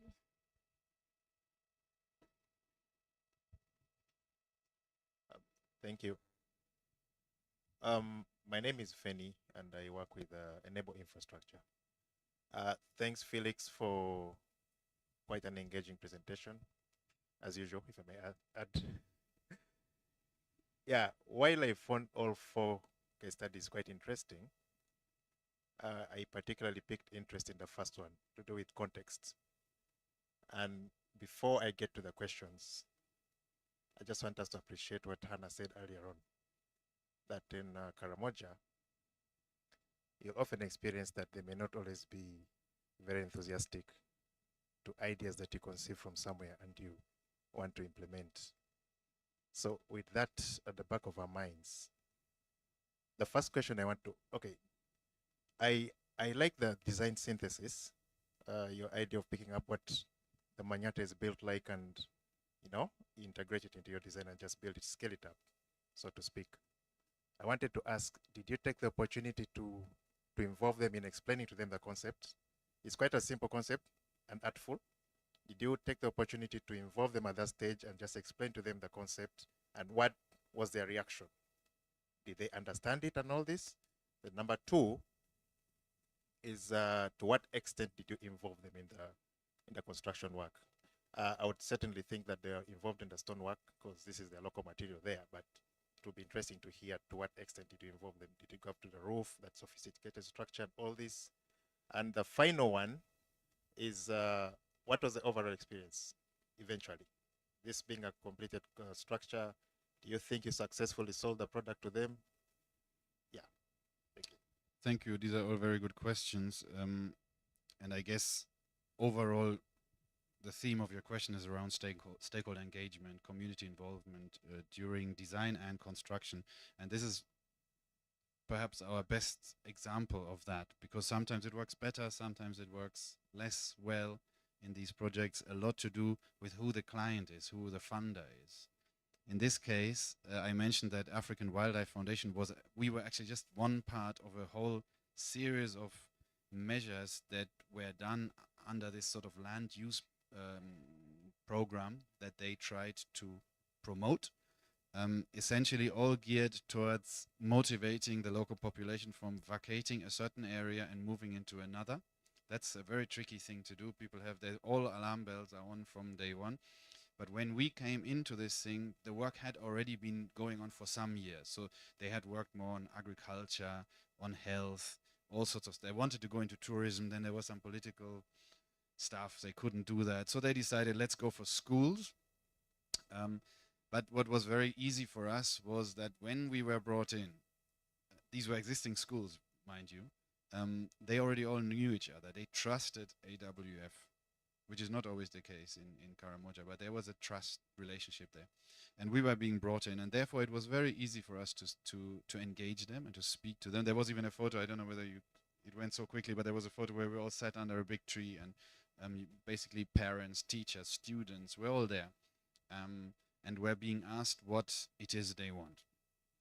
And we had to come back regularly. So this was not only a one-off thing, which is a bit unusual. Normally it's a one-off thing. Everybody has their say, and then later you build a building. In this case, we actually had to come back, present the designs to the community, to the LC, to the head of schools, etc., etc. And they gave their comments. Those guys up there don't mind speaking their opinion or voicing their opinion. So that was a fantastic exercise for us. And then there was a delay, money, and the work never started. And we were then at some point sent back there to try to explain to them why the donor was delaying, because it was not us to delay. That was it was a tricky situation, but I think the trust was there, and therefore, they stayed patient. How was the local community involved during construction, especially with the stone? So once we had this idea of stone, the next thing was to say, can we actually get the local community to supply that stone? Because we didn't get this stone from a central quarry. Instead, people literally collected that stone in their gardens, basically, you can say, in their surrounds. And they were just being motivated. They were motivated. We gave them a specification, what we were looking for in terms of sizes. And then they just built up piles of that stone. And then our contractor came with a truck, collected them, and paid them for the stone. It was a very interesting way of working, because for AWF, their primary idea was, how can the local guys benefit from this project beyond the fact that their children can go to that school? And in that way, there was a real exchange of cash going on. And then, of course, on top of that, we employed many of them. In wherever possible. We had a contractor from Kampala. Pretty much all our projects are in the end built by a general contractor, but we motivated them, of course, to employ these people. Overall, we have gone back to this project just maybe a year ago. Even Meg was there. It's beautiful. The schools are really running. AWF itself is not very involved in them. Many of the ideas in terms of the ruggedness and the simplicity of the finishes that you saw have worked incredibly well, in the sense that the schools, even though there's no budget for any sort of maintenance, they are there, they are functioning, they look good. So overall, a good experience.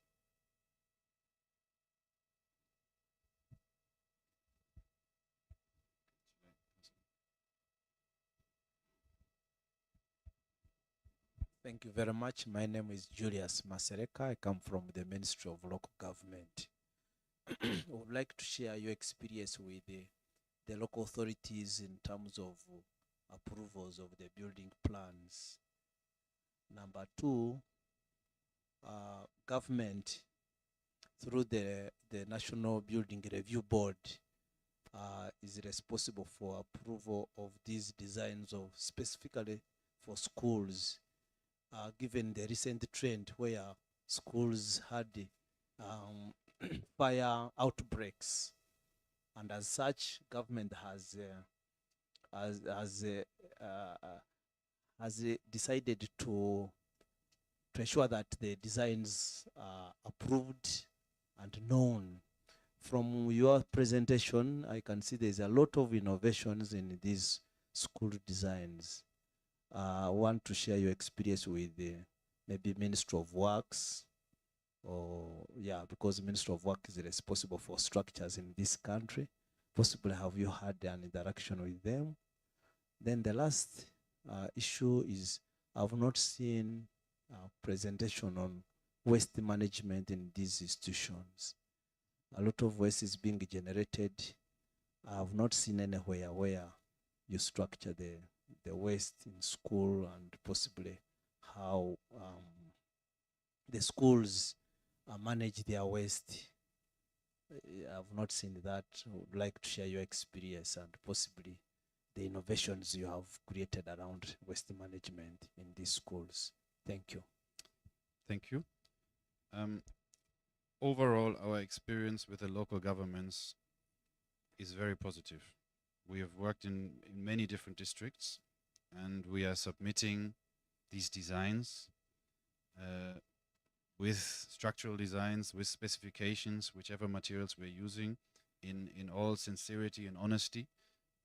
And we are yet to reach a point where we do not encounter openness. So that's number one. That's the good thing. The other thing is we are also in close contact with NBRB, because we, maybe I should say before that, nothing that we are doing is not based on specifications. So for instance, if I mention timber as a primary construction material, it sounds very, innovative, but it is not. Construction with timber is thousands of years old, and Uganda has specifications, full-on specifications for how to build with timber. And of course, we are following those specifications. I mentioned things like treatment. I mentioned things like the correct detailing for how you deal with it. Fire, these are the obvious concerns. Termites, these are the obvious concerns. When we actually recently had an engagement with the NBRB, and we presented this prefab proposal, and sort of at the end of that meeting, some of the members there said, why are you actually here? What do you want from us? Because nothing that you're presenting here is out of the ordinary. This is all just timber, like that. So that was quite encouraging for us in a way. It showed also their open-mindedness and their engineering knowledge.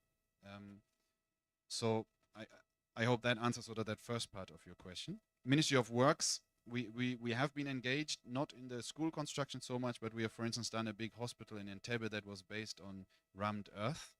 And the Ministry of Health was a stakeholder in that project. And there we actually had to really now do some work to convince them, because there we have no specifications in Uganda. Luckily, however, there are some very, very good specifications from other countries, most notably New Zealand, and we ended up convincing them to adopt those specifications for this project. And for as long as we stuck to those specifications properly, they approved the use of that material. This was a very, very short presentation, so therefore I have skipped entirely the whole concept of waste management. In short, I would say the most important aspect for us here is how we treat human waste. In other words, what sort of toilets are we using in these type of rural schools? And our preferred system for these schools are biodigesters, and we have done them to quite a big number now. So these are communal flush toilets that are very similar to latrines, but they are then connected to a central biodigester underground. And first and foremost, that digester prevents any pollution of the groundwater, because that's the key problem of our latrines. The pollution of the groundwater from where we then pump borehole water. Biodigesters, the output of biodigesters is exceptionally clean. That's number one. Number two, the output of a digester is a fantastic fertilizer. And number three, it also produces gas. And we have heard that in terms of operational costs and operational energy, the biggest trouble that we are currently facing for these schools is cooking with firewood. So biogas is, of course, a wonderful substitute, or at least helps reducing the dependency on firewood. In terms of other waste, of course, these schools have incinerators. Then we're, of course, encouraging separation of waste, recycling, and all these things. But I would say the most important thing for these rural day schools is how do we deal with human waste, and our answer is digesters.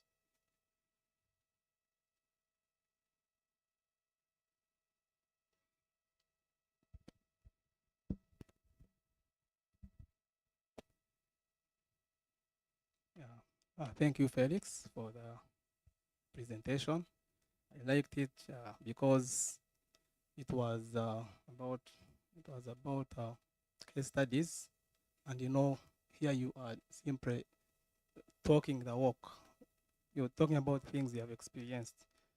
I have two particular questions. I want to react to two of your projects. The first one was in terms of context. You did explain context in the sense of materials, culture of the local communities, but I didn't get the context in terms of existing systems. In Uganda here, and largely other parts of the world, the education system is largely classroom-based.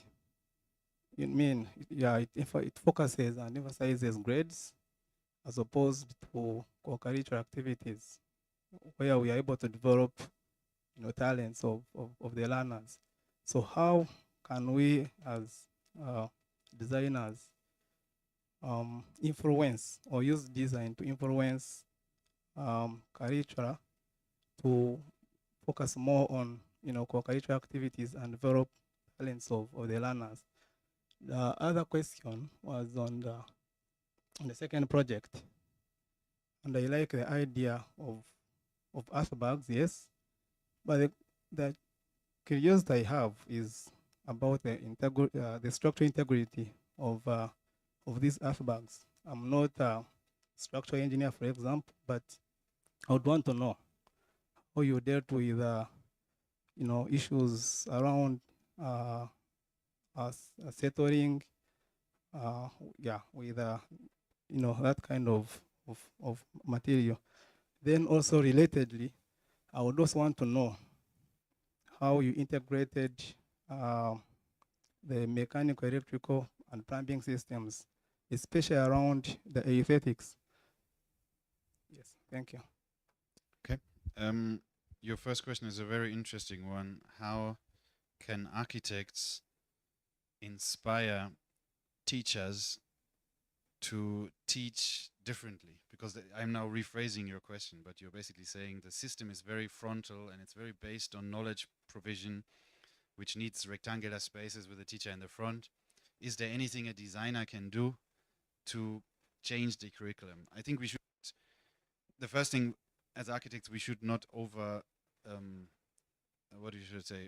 overplay our role, right? We cannot change the curriculum. The curriculum is there. So for instance, the first school I showed you is a government school. So they need to comply with the curriculum. Now, luckily, the curriculum is probably changing in the future, but right now it's not yet. But still, it was interesting that AWF, the funder, wanted these schools to be, they called them conservation schools because they were in a conservation area. And of course, they wanted to send a message to the community that conservation is in their interest. And they wanted that school to teach that.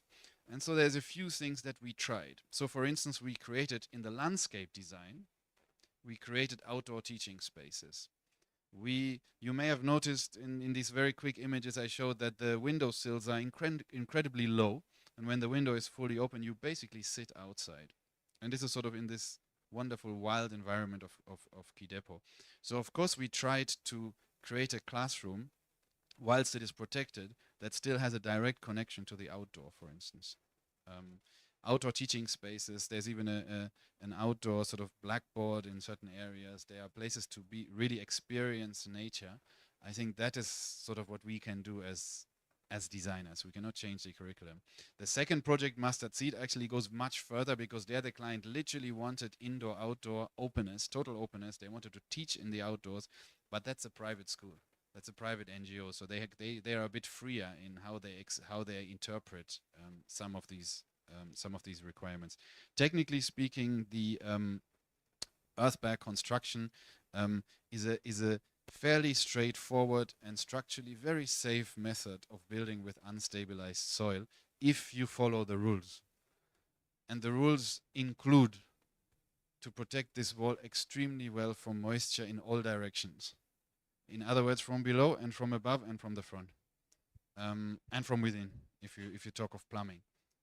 As long as this wall is fully dry and stands on a firm foundation, this wall will be there longer than you and I are on this planet, that's for sure. If in terms of a foundation, these are stone foundations and a reinforced concrete beam over it, and actually a concrete slab over it, on top of which we are then erecting a stone plinth. On top of that, we are then starting to build these earthbag walls. That means any moisture from below is completely blocked off. On the outside and on the inside, lime plaster is a very, very effective protection of this soil. And then we have a big roof overhang over it. This school has been built in 2019, so it's still fairly young. But what we can see so far, 6 years in, is that the wall is doing incredibly well. So I'm very confident about that technology.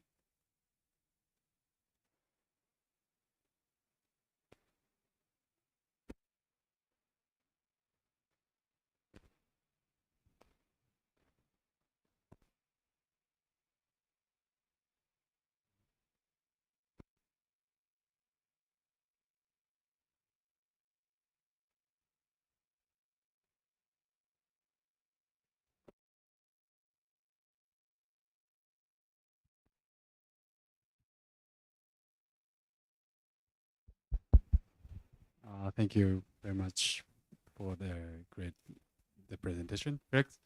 And also, thank you very much for making this the incredible school design book. My question is for the Rex and Meg as well.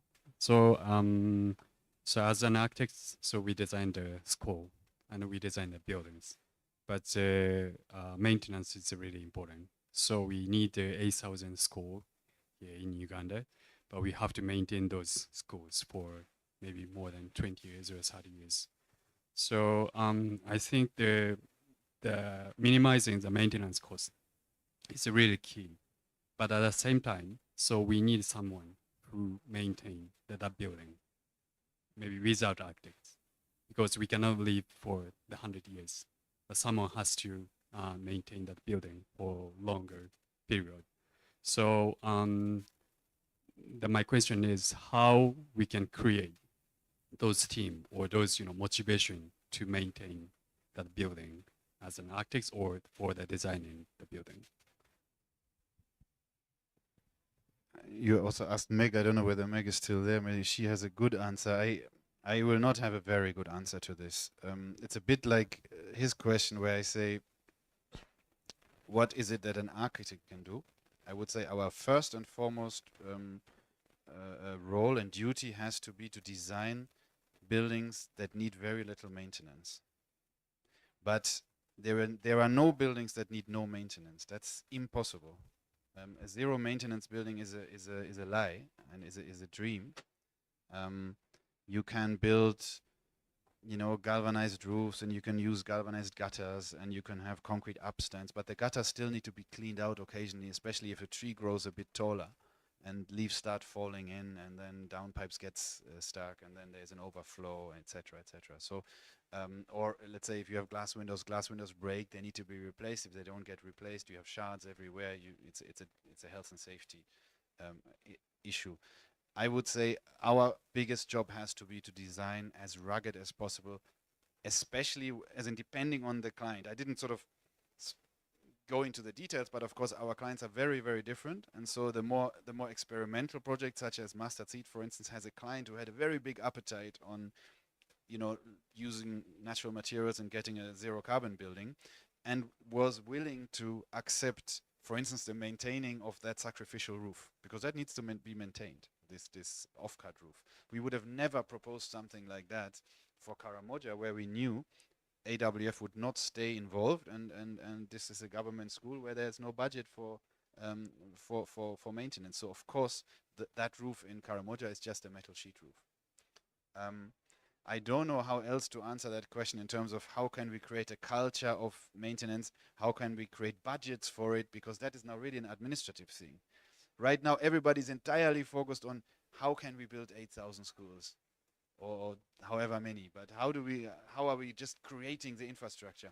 How to maintain the infrastructure is on some other sheet. And honestly, also when I come with my argument of saying operational cost of these prefab buildings is lower than the operational cost of a conventional building, they look at me and say, like, what are you talking about operational cost? What's the initial cost?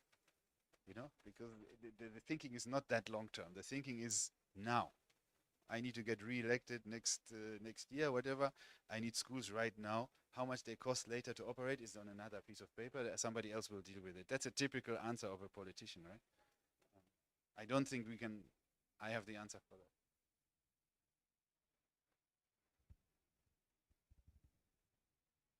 Okay, thank you very much. Also, for all of you attending, also the people online. I have one last remark to make, and that is that we are gathering some feedback to make next year's edition better. So you can award your favorite innovation. You can vote for Felix or any of the other exhibitors or presenters that were here today. And you can also win a prize yourself, if that might be a better motivation. So please scan the QR code, and it's a very short form. It will take you 2 minutes to fill. And we'll announce the winners at the plenary session, the closing ceremony. Okay, thank you very much. Have a nice day.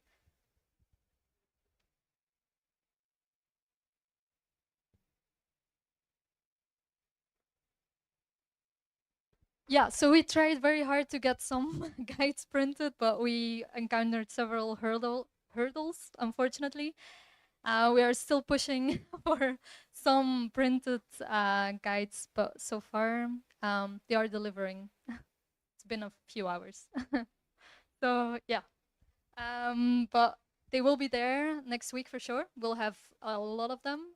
So if you're interested, please send me an email or yeah, call any of us or send a message. Any way is fine, and you can get your copy of the guide. Thank you.